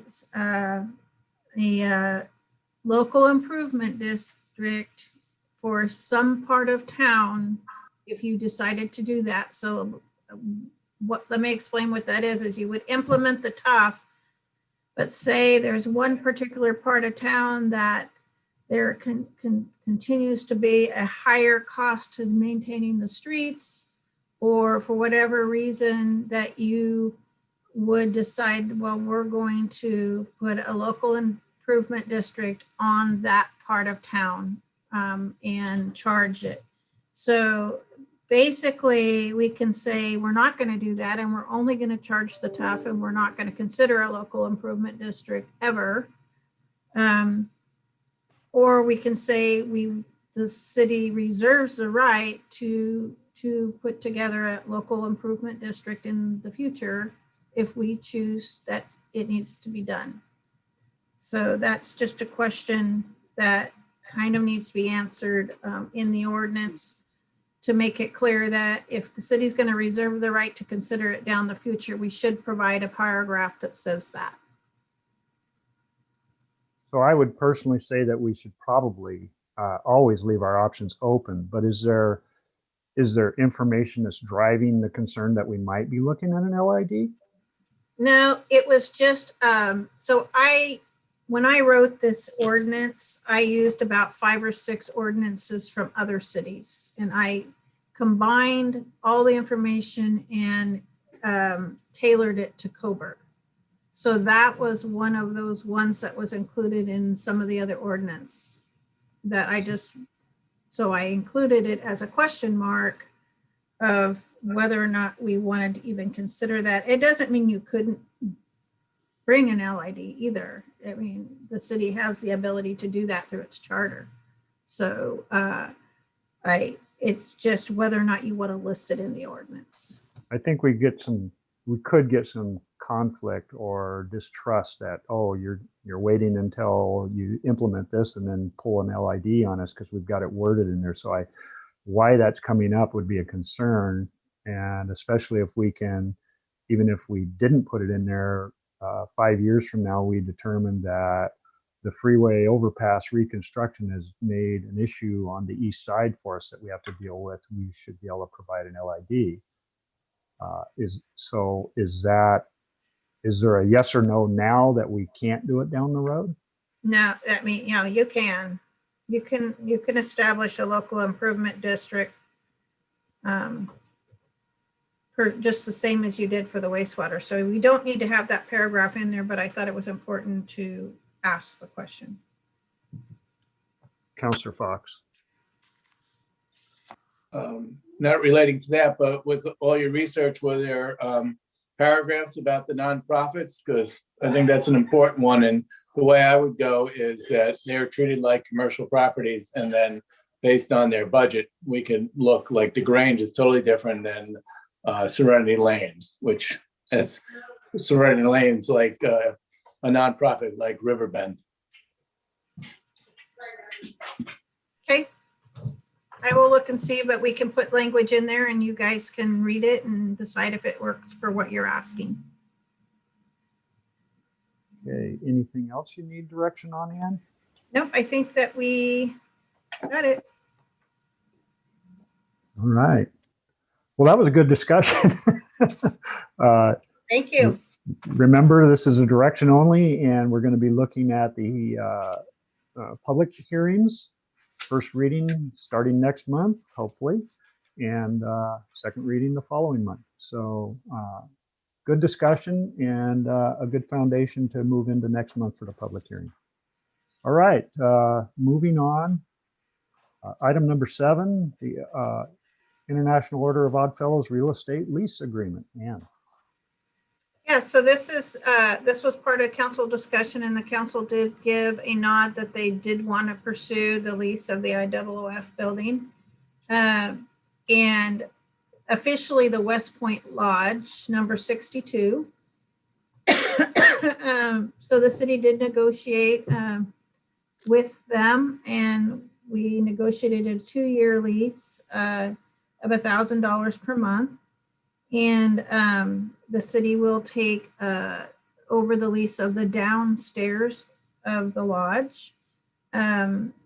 including the bathrooms and the kitchen. And we can rent it out, as we've discussed earlier in the meeting. It can be made into a maker space, so the kitchen area for people to rent out to make their products, which is becoming very popular for entrepreneurship. And we can continue to seek grant funds to fix the lodge up and take care of some of the important things that need to be fixed. So this is a request for myself to go ahead and sign the lease with the IOOF. They have already reviewed the information in the packet and approved it. And it has been, it was vetted through legal as well. Happy to answer any questions. Councillor Alexander. What determines the needs of the community? How are we going to determine that? Well, I think that the basic need of the community right now is that this hall was part of community life, and then it wasn't, and there is a definite void right now for available space for the community to have the opportunity to lease for a gathering or rent for a gathering, or to expand in I'm already getting phone calls from people planning events this summer saying, could we use this in our event? Could we utilize this hall as part of our event? And so there's a real void for indoor space for community in general. And so I think that the community will come forward and share what their need is, but that particular need, that this was always kind of very central to Coburg and community life. Are there needs that a general community have that will give us better grants and more chances for grants? Absolutely. Especially since it's a historic building. Right. And we're, public space is a big deal right now. And there is funding out there for creating public space. So I think that we would have a very good chance of getting more grants for this building. One more question. How are we going to use the parking lot for all downtown parking plus whatever's going on in the building? That parking lot's gonna be full. Right. So the initial thought was that we wanted the parking lot. That was the initial beginning of the conversation. And then the building came on. I see. And of course, we jumped at that. So downtown parking is obviously extremely important. And I guess what we would have to do is consider that if somebody rents the building, that we think about whether or not we would place a sign that says tonight these parking spots are reserved for this group that's utilizing the building. And if it's not rented, then it's open season on the parking spaces available. So That's what I was getting at. Thank you. yeah. So just a little further information through the chamber, the Main Streets committees and the chamber sponsored committees, we do have an Odd Fellows group that is going to be working toward that community need assessment and how to help run that. The city's obviously taking it over because we have the lease, but we're going to get citizens input from that chamber sponsored committee. And Councillor Blaine, and then Councillor Lehman, and then Fox. I'm just curious, how many parking spaces are actually available in the parking lot? Well, it needs to be striped, so that's going to have to be determined. But I want to say there's like between 20 and 30. 20, 30. But it's going to have to be striped to determine for sure. And if somebody leased it, maybe they take 6 or 8 or something. Yeah. Almost all of that property, almost all of that gravel is owned by the Oddfellows Hall, right up to Morello's. Right, which, that's a phenomenal. So if we were to take maybe the north side of it and say, this is for the building users on a day, signage and controlling that, I think we could make that work. Okay. I'm totally in favor of the idea. I'm just curious how many spots we'd actually gain So yeah, thank you. And then it was Counselor Lehman and then Fox. So I have a question on page 61.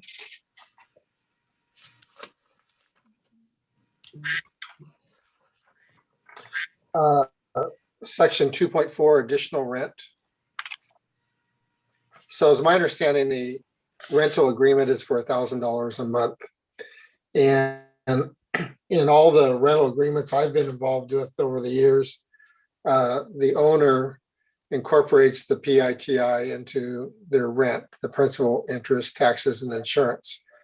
In this, it says all taxes, which I'm assuming includes property taxes, insurance costs. I know they will have insurance costs and we will have insurance costs. The utility charges, I think, is laid out that we, the city, are responsible for the utility charges. But the way this reads, the owner could pass along, in addition to the $1,000 a month rent, their taxes that they pay and their insurance costs. So really, the $1,000 a month rental agreement could be $1,300, $1,400 or more a month if they exercise that.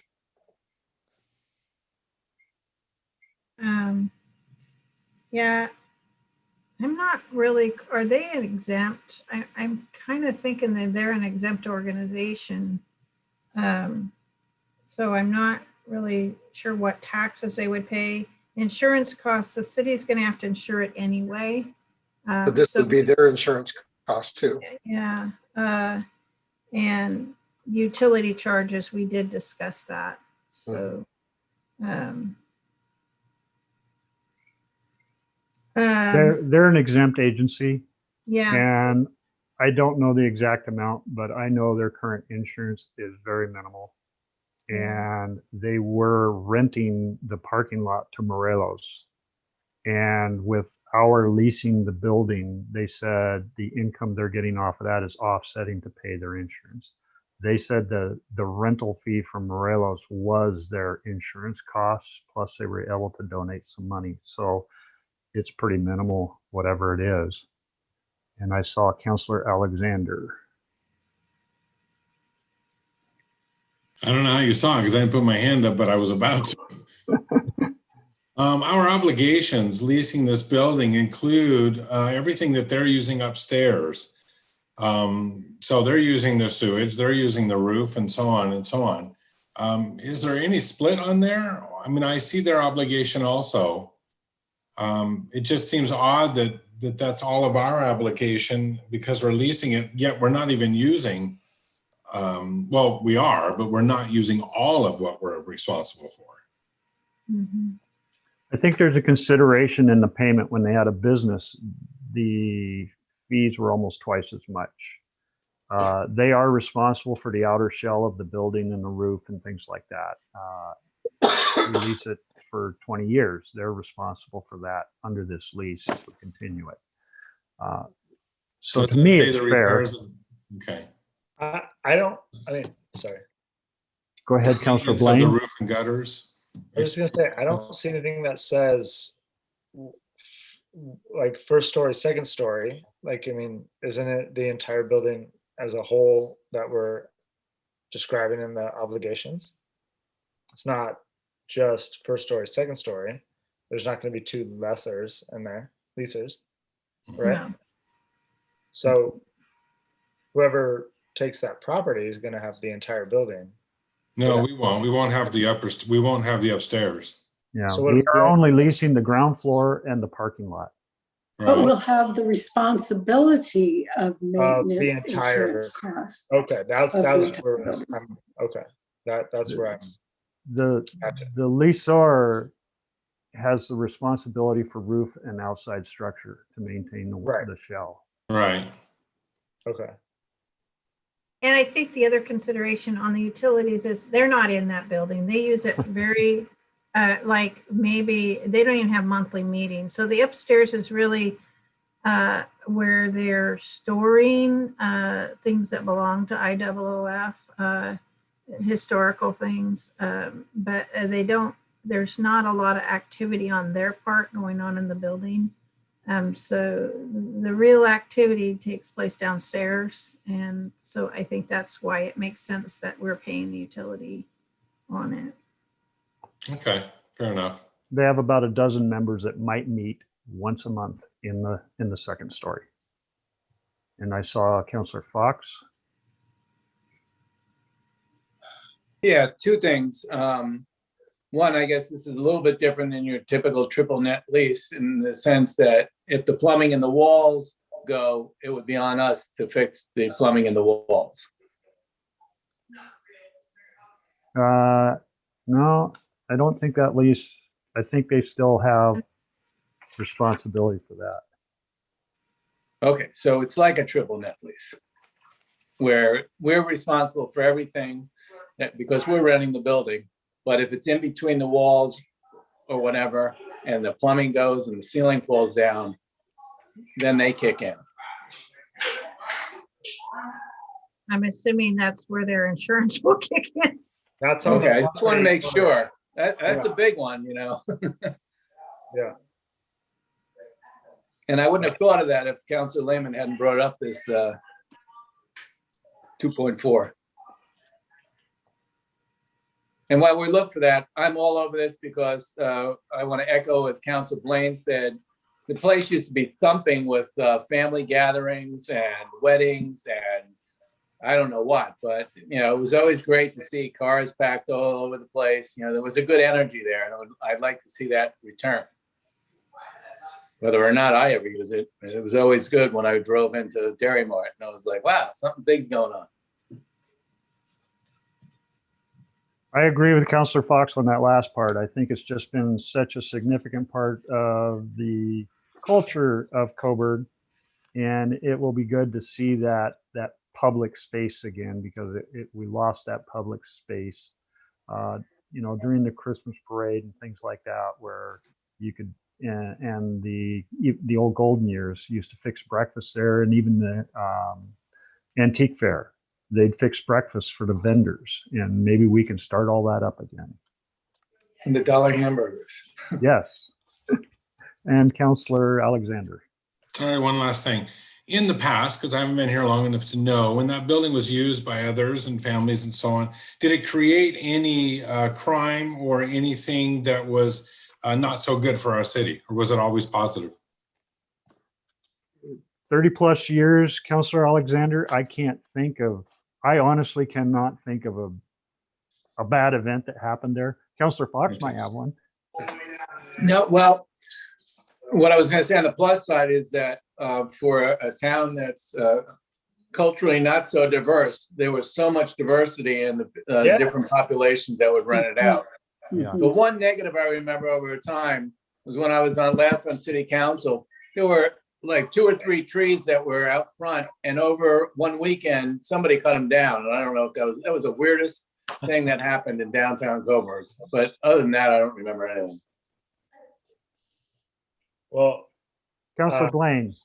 Council Alexander, we lived on North Harrison, and when we first moved in and built our house, there was always huge parties on Sunday nights at that, and it was amazing. And they'd invite friends and family in, and then they'd let the neighbors walk in and hang out and listen to music. Like it's an event space that means something to the community, and it should stay as is. Like it was incredible. I loved it. And that's part of why we all live here, I hope. I mean, I guess I was only thinking about, because we are leasing it as a city, we have liability attached to that. So I was only concerned about any liability that would come out of leasing that out. That's all. well, no, there's no alcohol, there's no bar, there's no, you know, I mean, there's Bring your own beer, huh? Yeah, I mean, I guess, yeah, I don't know, but Okay. otherwise, Well, there used to be, but that's a city policy issue that we have to look at and deal with, you know, making those rules. right. The other part of it is it's like all the other public spaces that the city covers. We have liability in parks and the city hall itself and everything we do. And the history of this building has been little to no problems. Councilor Lehman. There's also the opportunity for us to require that that when someone rents the building, they put up their own insurance. So that if there's any damage done, that they're responsible, like we do to the park. right? Counselor Lehman? I may be in the minority here, but I would like to see that building re-sided with hardy plank siding, and if the owners would reduce rent if we were able to do permanent projects like that. I'm going to tell you right now, with the committee that I'm on, you will hear severe public kickback on that. The vinyl windows are already a screaming matter. So hardy plank siding on that building, I don't think it's going to go over very well. Would that jeopardize some of the? Old hardy plank siding. There's no old hardy plank siding. It's a historic building. Like leave it alone. And I am a truist. I believe in preservation Agreed. and keeping Agreed. it that way. I've spent a lot of energy restoring the Goodman House, and there's a lot of this community that supports that. And that's part of the element of the grants that we're getting, is preserving that historic building. Yes, yes. I thought I'd be in the minority. Yeah, well, thanks for stepping in and trying. Any other questions, comments on the lease? Otherwise, I'll accept a motion as soon as I find my script. Okay. I see no hands. So Just make sure that we remember that in the motion, we need to list it as the proper name, not IOOF. West Sorry. Point Lodge, number 62. Right. Yes, thank you. Okay.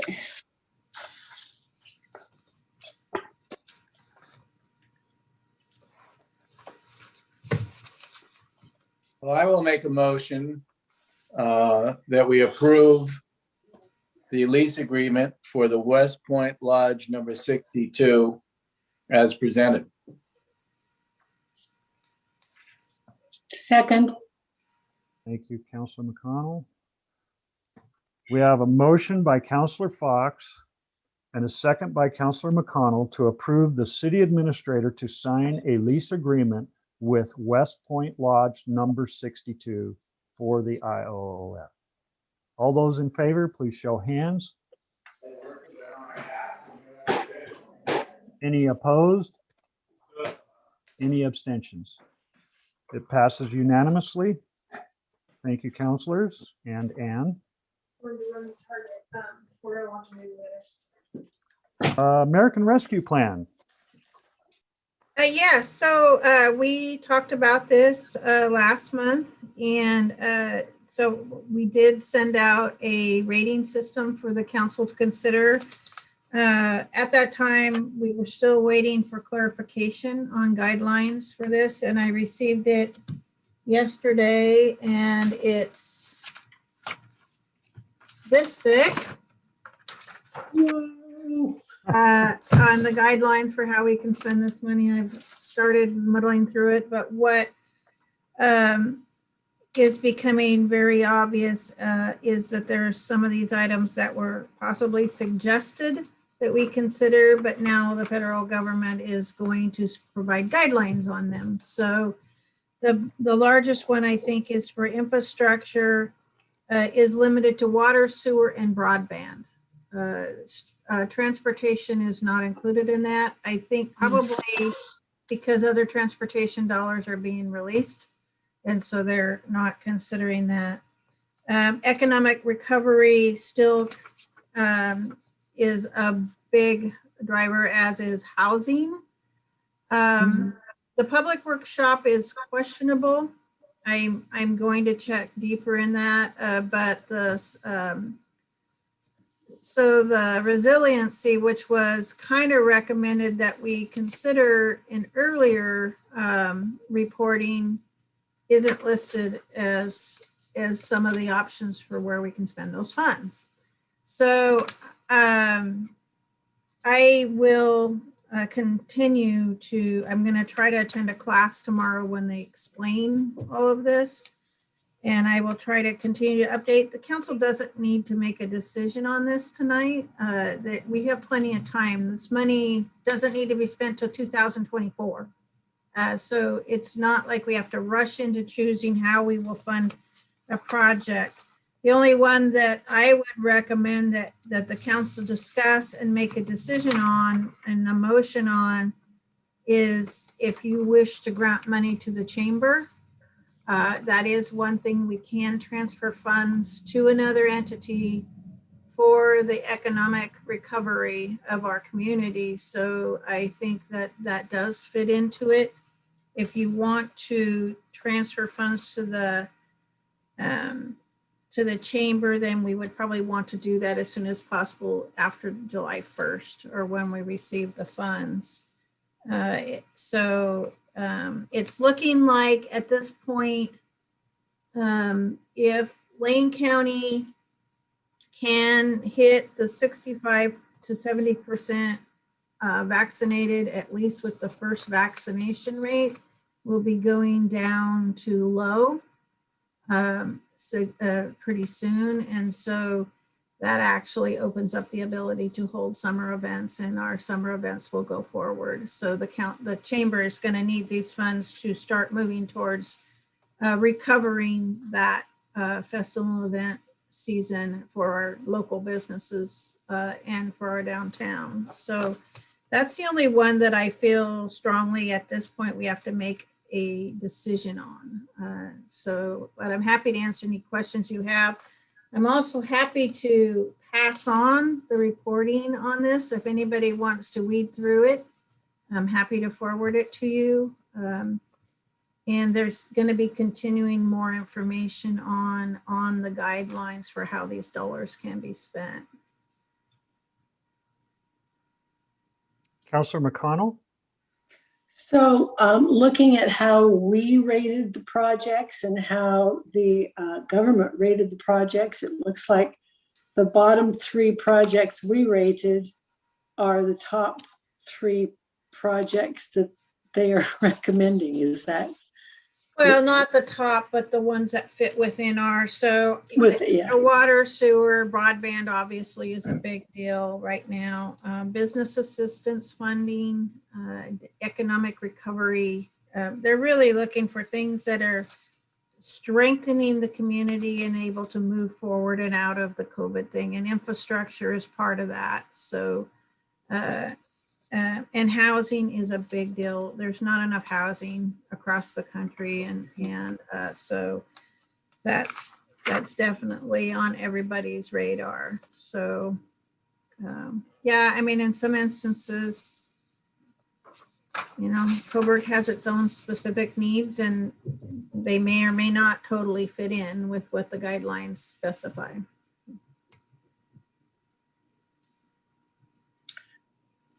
So at this point, we're really looking for further information on what we really can spend this money on.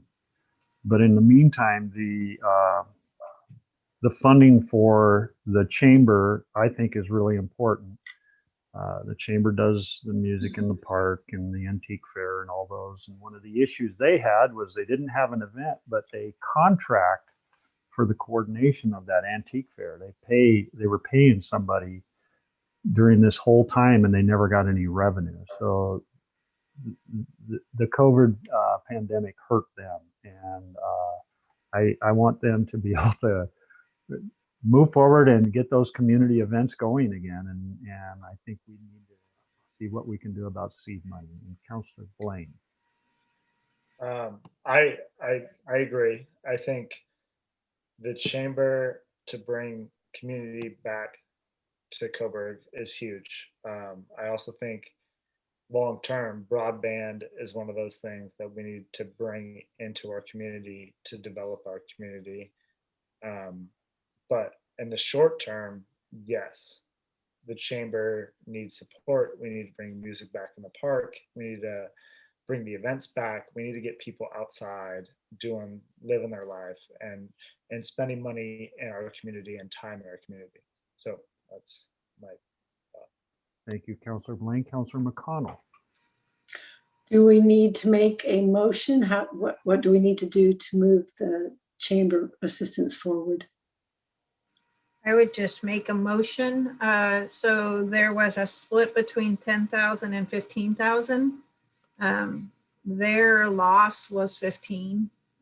So either 10 to 15,000 is what the council can decide on.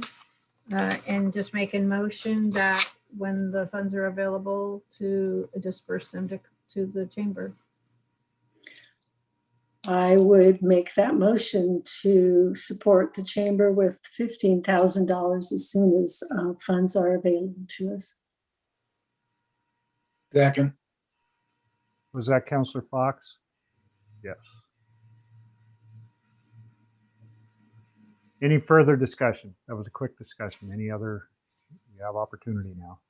Counselor Blaine? I guess my question is what's the plan when we give them that money? Is that just refilling their coffers and they're back to zero and they still can't do what they have historically done? Or is that put them back in a place where we can do music in the park and we can do our events in the city? It restores them back to where they can actually do the events. So start. Yeah. Okay. Yeah. Okay. Yeah. Thank you. They have a reserve, but the reserve has been spent. And so they're advertising and coordinating and everything. We'll go forward with that 15,000. Any other comments or questions? Okay, we have a motion by Councillor McConnell and a second by Councillor Fox to approve the transfer of funds amounting to $15,000 to the Cobourg Chamber of Commerce when available. All those in favor, please signify by holding your hand up. Any opposed? Any abstentions? So that passes unanimously. Thank you, councilors. And administrative information report, financial written update. Are there any questions for Tim on the finance report?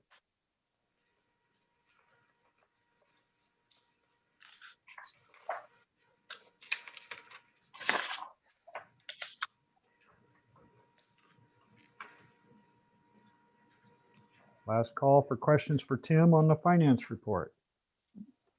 Hearing no questions, looks like you get out of this one pretty easy, Tim. Thank you. Committee minutes, comments or questions on the committee minutes?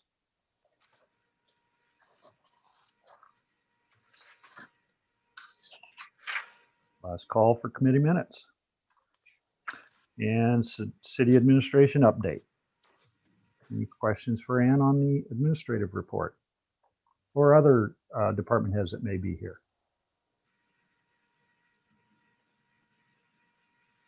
Wow. I do have a few things that I need to add. Okay. So there's 4 things.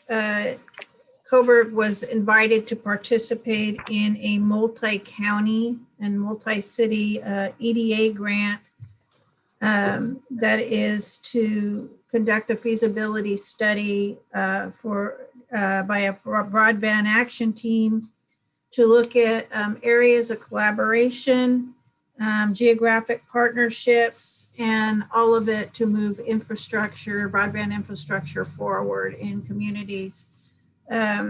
Not every community was invited. Cobourg and Florence are the small cities that would be joining the city of Eugene and Lane County. I said, yes, please. It's a $5,000 match, which LCOG is covering, but asking for cities to kick in what they can to help pay for that match. So since broadband is on our work plan and moving it forward on our work plan, I did say, yes, we would want to participate in this. The city staff will not have to do anything. There will be it's a granted, and there would be a RFP put out for somebody to conduct this work. The outcome would be some form of a broadband plan, infrastructure plan that we can incorporate in Cobourg. So I think it's a win-win for us to be included in this. city is working on a possible land swap of land. So as you might know, the city does not own that last piece of property next to the building at Pavilion Park down at the old City Hall. There's a strip of land there that appears to be part of the park, but it's not. And our hope is that we could retain it as parkland, and so that we don't lose it. Otherwise, if they sold the land, anything could be built there that fits into the code. So I have been talking with the owners of that property. They also owned office buildings, businesses on this side of the street adjacent to City Hall. And they have no parking for their businesses at those buildings. That the city owns their parking. And so we are having a discussion regarding a land swap, that we would trade some of the south end, very south end parking south of City Hall and for this strip of parkland. It's not parking that we use, it's parking that they use, but we own. And so so it would be actually providing parking for their buildings that they can manage themselves. So at this point, we've talked with the engineer. He's come out and looked at it, and he's drawing up some lot line adjustment proposals. We will probably have to have an appraisal done because we have to swap apples for apples. We can't swap land with one of them being much more valued than another one. So it has to be a fair swap. So you'll hear more about that. Right now, we're just waiting for some kind of a proposed land lot line adjustment to see if we can make a comparable swap on this. And then it would be coming back.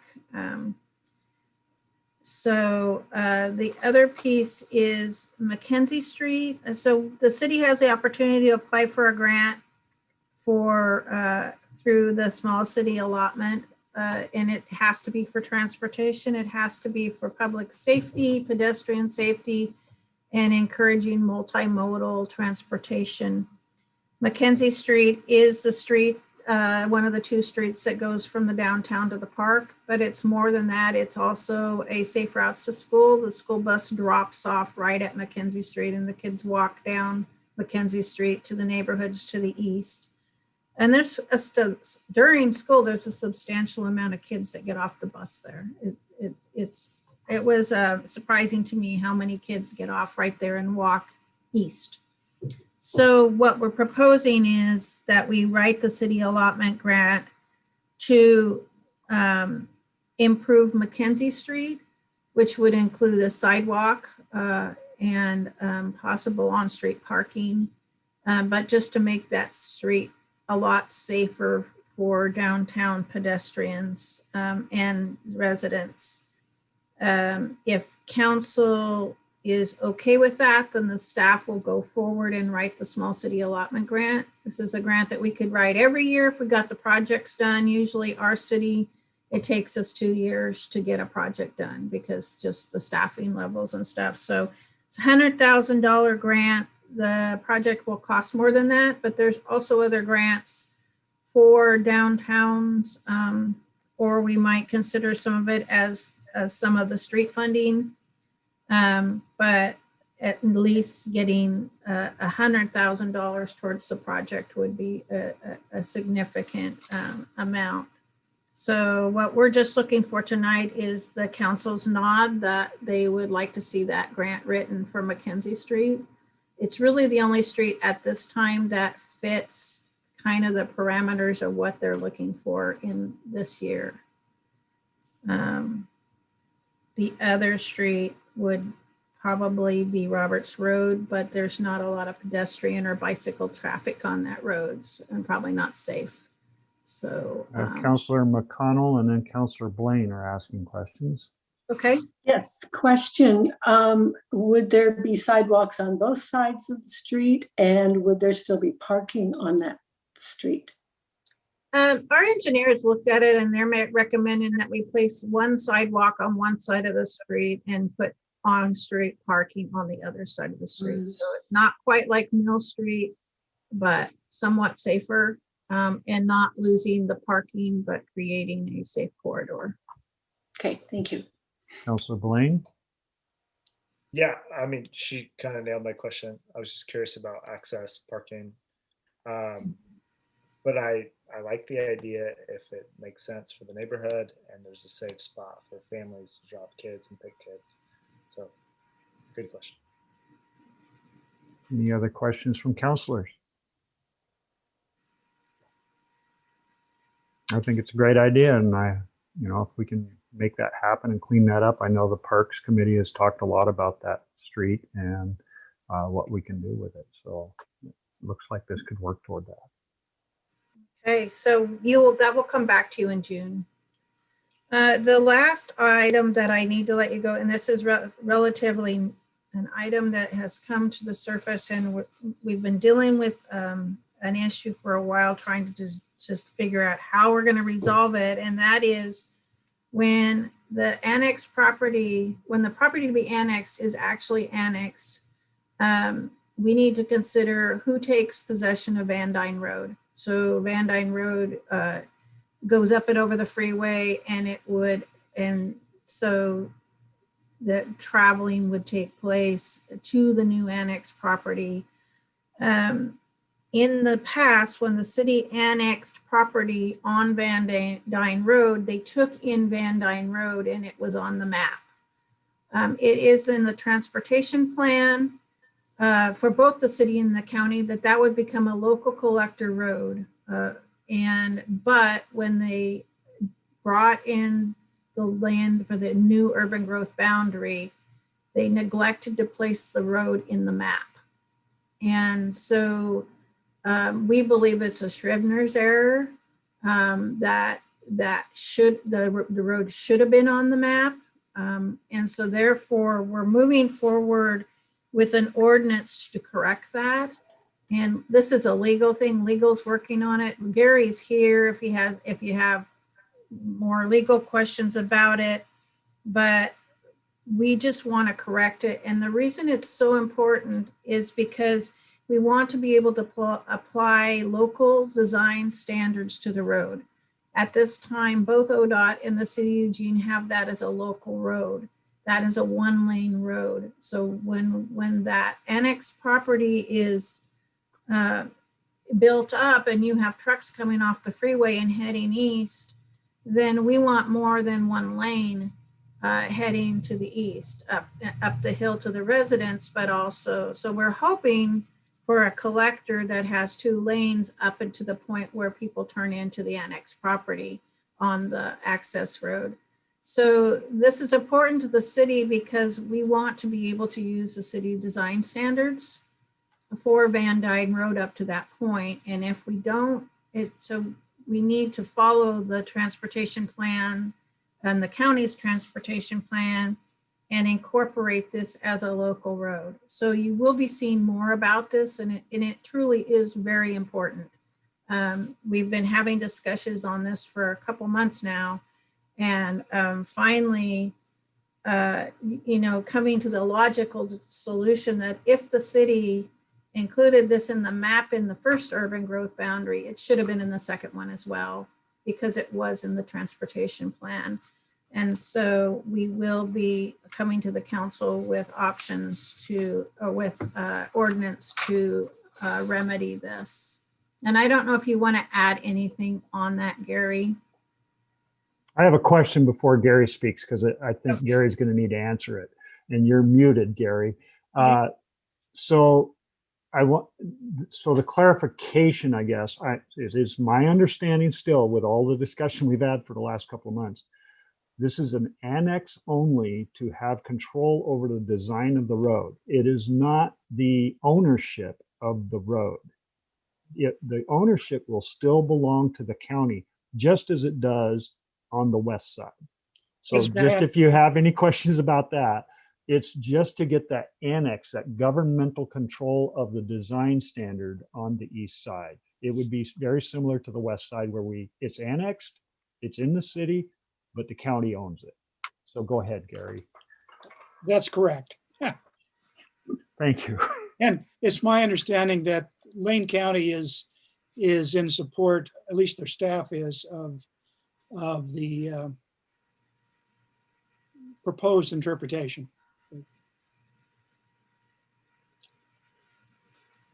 Any questions from counselors?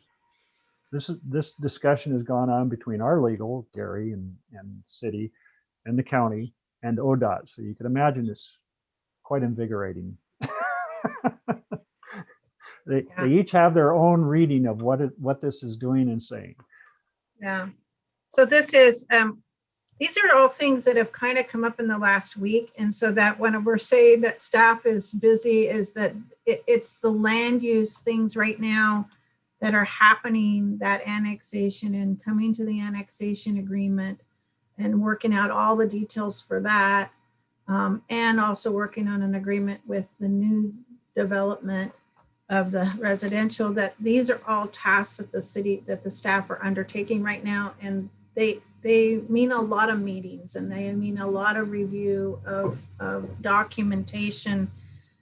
So this is just a small of 1 week in the city right now, working on things that are rising to the surface.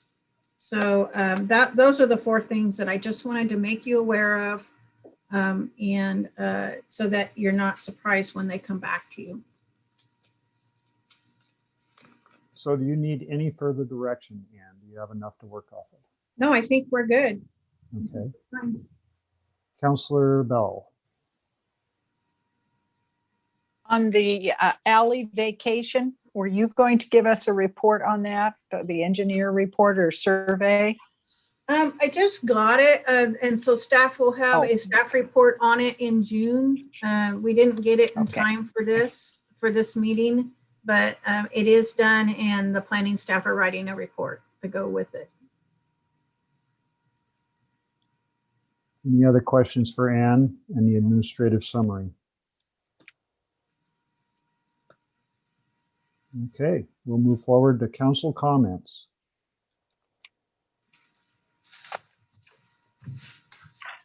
Councilor Fox.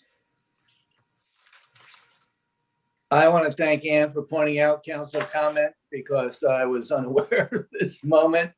And my only comment would be, and it has to do with the packet, since we're using electronic packets, which I would like to continue even when we reconvene. Is there a way to take the landscape presentations and put them, I mean, it's discombobulating for me because I turn my iPad and it rotates, and so if what is landscape could be turned so that you can see it in the packet as you would. I don't know if I'm making myself clear. But like when you get a paper packet, you would normally just turn the landscape to a landscape and then turn it back up and keep reading. And that doesn't work so much in the electronic. And on the iPhone, I know how to freeze my turn, and I'll eventually learn this, but I'm just wondering. Counselor Fox, you go. I was going to say, it looks like Counselor Blaine has the answer. You use the iPad to read through the stuff, and you use your laptop or computer to be on Zoom. So you got both. Oh, I have that right now. I'm on my iPhone, but you it's can't still go iPhone. Huh? You got to go something bigger so you can maneuver. Okay, I'm not communicating right. It's just when it's on landscape, it's going up and down, and oh, Can't gotcha. read it. Yeah. We will do our best, but when it's a spreadsheet, it's really hard to get that in portrait. I mean, that's difficult. Yeah. So. My answer to that is to lay it on the table, get your the landscapes you want, lay it on the table and don't tilt it. Then spin it around. Touche. That's it. Okay, thank you, Counselor Fox. Any other comments from counselors? Counselor Lehman. Just briefly, at our last finance audit committee meeting, Tim Gaines brought to our attention some issues with the ordinance on SDCs, the system development fees. And having more discussion since then, it looks like it's going to be addressed. But I just wanted to bring it to council's attention that currently the way the ordinance is written, a typical SDC might be $25,000 to the city for the infrastructure of a home being built. And when Hayden Homes did their development, they paid every system development fee up front. But the ordinance does call for a provision where a builder may request that it's paid in an installment. And the way the ordinance is written, it's not may pay for it in an installment. They ask for it to be in an installment. And I think it's 10 years at less than 4% interest. And the initial concern was you could get a developer with not a very good reputation who goes bankrupt or skips town, builds 10 homes, $250,000 is owed to the city for systems development fee.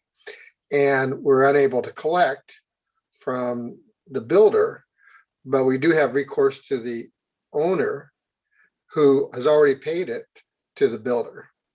But the way the ordinance is written in the law is the lien is against the property. So it could be that a resident pays twice. Now, the chance of that happening is probably very low, but that part of the ordinance was brought up as being something we may want to change. And I guess the process for changing it is not that simple. I was just suggesting that we change it to be, instead of that they shall get a 10-year installment, that it would be council may approve it based on the financial implications and situation of the city. But I just wanted to bring that to council's attention. And I can give, Go ahead, Ann. I can give a little bit more background. Normally when somebody brings in a building permit, it was a resident. If it's a developer, many times the SDCs are always paid with the development permit. So if they're building for a private home like Hatfield, those were all individual homes. And so the permits were being paid as they built the homes. So they have the option, as it is written right now, to fund those for 10 years. But it's not, the concern is, number one, it's a substantial amount of staff time to build these things and keep track of them. But the other thing is the dollar amounts that it lists as eligible for funding are ridiculous. I mean, it's, if you have a $400 SDC fee, you can fund it for 10 years. So I think that there's clarifications that are needed for this ordinance, or if not the ordinance, then a possible change to our fee schedule or whatever. I think that it is a good idea to add this to a work plan to look at for options to solve it. And I think we'll probably need legal's help with it, because the last thing we do want is for a string of people to just start funding their SDCs, because that's what pays for our parks. That's what pays, to update our water. And if we're funding them for a low interest rate, it's not gaining us anything more than a headache. There is purpose for it. There are their truck and travel, when they came into town and they built when they built their site, they didn't have the money to pay for the SDCs. So they did fund them. They've been a great contributor to our community for years, and they've since paid them off. But so large development of a community commercial building or whatever, it makes sense. But for residential SDCs, I'm not sure it makes sense for us to be funding them. The other concern I have on this is that banks people are wanting to build in Coburg and it's pushing their financial ability to do that, and they can leave out the SDCs, then they've stretched themselves in order to get into that house. And then they have this SDC payment on top of it that the bank may or may not know about. And so it's just, it kind of sets the city up for managing something that I'm not sure we want to be a bank, or we don't want to be a bank to just any project. Makes sense. And I hope that we've talked about this, and hopefully the strategy is to change our fee schedule to make that less desirable for people to come in, especially for the smaller amounts. Because there's upfront staff time to file liens and to bill this every 6 months over 10 years. And we really aren't addressing that as a city. So hopefully we can do this quickly with a fee change to truly charge for our costs in creating this, but also discourage from the smaller amounts and make it a worthwhile service to our citizens, and yet be paid for what we're doing as far as our staff and commitment to it.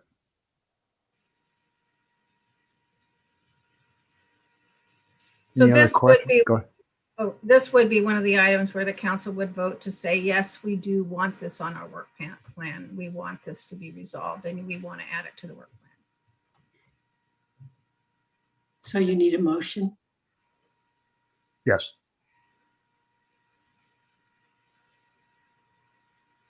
Well, I move that we put financing for the SDC projects on our work plan for this year. Second.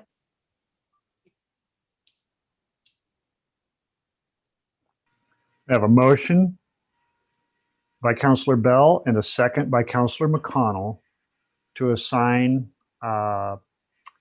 considerations for the SDC ordinance and associated services and fees to our work plan, or priorities, I think, as we call it. Any other discussion? Councillor Blaine? I just want to be clear. This is just to put on the docket to have a discussion.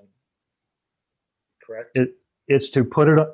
It's a target. It's a box for the staff to look at and say that's a priority from council to work on. Okay.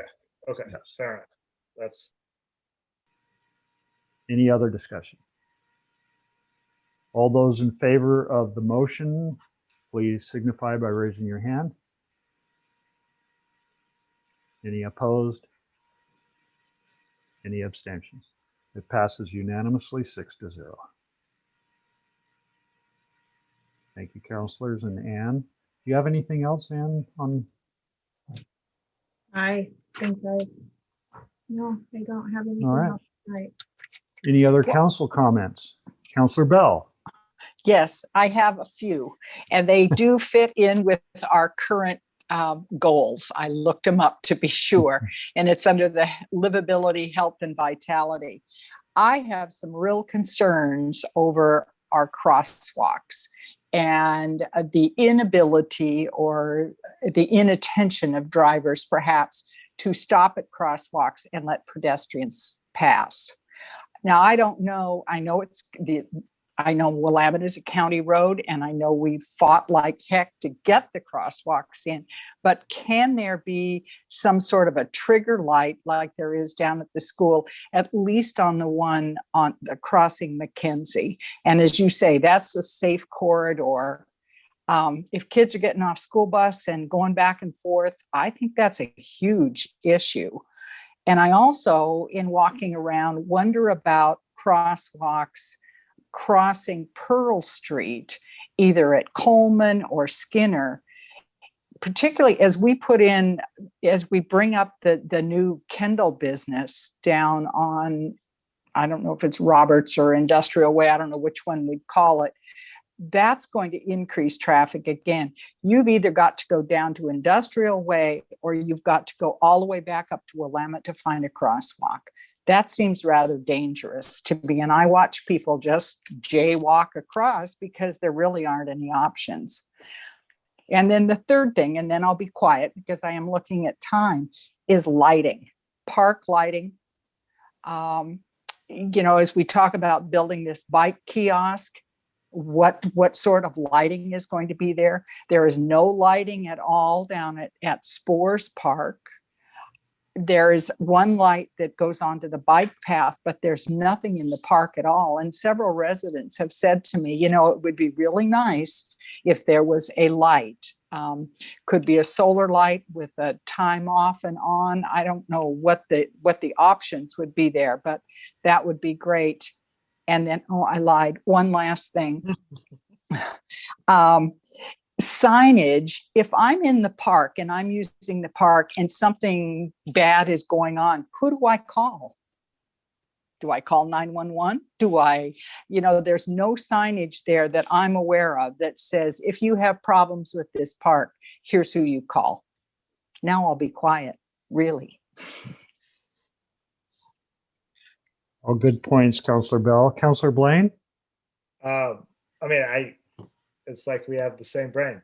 I totally agree with everything you just said. I have young children and they're crossing Willamette and Pearl constantly to school or to friends or whatever. And we have to make that a priority. I think an easy thing I think we brought up when the crosswalks were coming in is flags, like Sisters does and other communities do, where you have a flag on one side and the other side. That, I mean, I'll pay for that. That costs a couple $100. Like, let's cross the street and have a huge flags and make sure these kids and these families get across the street safely. As far as down the road, yeah, I think lights in our downtown core and our community are huge. I think it's incredibly important. I think having our Coburg Community School, we have to take care of these kids and we have to make sure that they're safe crossing main thoroughfares that maybe aren't ours, but we have to manage them and make sure they get across them safely. So I absolutely appreciate everything Councillor Bell said, and I can't be more excited about what she said. I will say that I agree certainly with Councillor Bell, and I was the one that took on the fight to get 2 crosswalks painted on Willamette Street with the commissioners and others. And I'm willing to take that on again. So I will do my best to see what I can do with the county, because I think it's one thing to have a law that says every intersection is a crosswalk. It's another thing to have those big white lines painted on there. And then even further, whether we have lights or flags or something to make these drivers recognize that this is a crosswalk and you need to obey the law. So I agree we need to move forward on that. And the interesting thing is the McKenzie Street project that Ann talked about. One of the elements of that is the Safe Routes to School program, and that can be one of the elements in the design of it, is to help at that intersection. So yeah, I'm willing to work on it, and I know Ann is always working on it. So we'll carry that forward. Any other comments from councilors? Councilor Lehman. I know Salem's famous for this because I've been caught up in this, but they will have a sting operation from the police where they have people working with them who are standing on the curb, and a car that is coming, they step off the curb and the car doesn't recognize the person that's starting to cross the sidewalk or the crosswalk, and they continue. There's a motorcycle policeman that pulls them over and gives them a $85 ticket. I just wonder if we've ever actually cited motorists for failing to yield the right of way to pedestrians. I'm sure it's happened, but I wouldn't be able to say how much. Yeah, I can't answer that tonight. It's done in I Eugene. will ask that question of the chief. I'm They do happy it to in a sit lot of there and write places. tickets if I get the authority. There's an academy starting next year sometime, Kyle. I think you can get it in there. Well, we'll certainly look at it, and enforcement is one of the things. And after you write a couple of tickets, word travels fast in Coburg for some reason with all the commuters that buzz through. So maybe that might be something that we can certainly talk to the chief. I see Sergeant Leah's on, and he's listening. So get that discussion going and see what we can do with all of these elements. Just to me, the flags are something. I've seen it in Yachats. They did it, and Sisters, the old orange pennant flag, and get their attention and make them stop. And if they aren't going to do that, then maybe it's time for our police officers to start nailing a couple of them and let the word get out. Okay. Any other counselor comments? We've gone beyond our schedule, but I think it was a good discussion. So I'm going to adjourn this meeting at 9:45 and thank you, everybody. Good discussion and good night.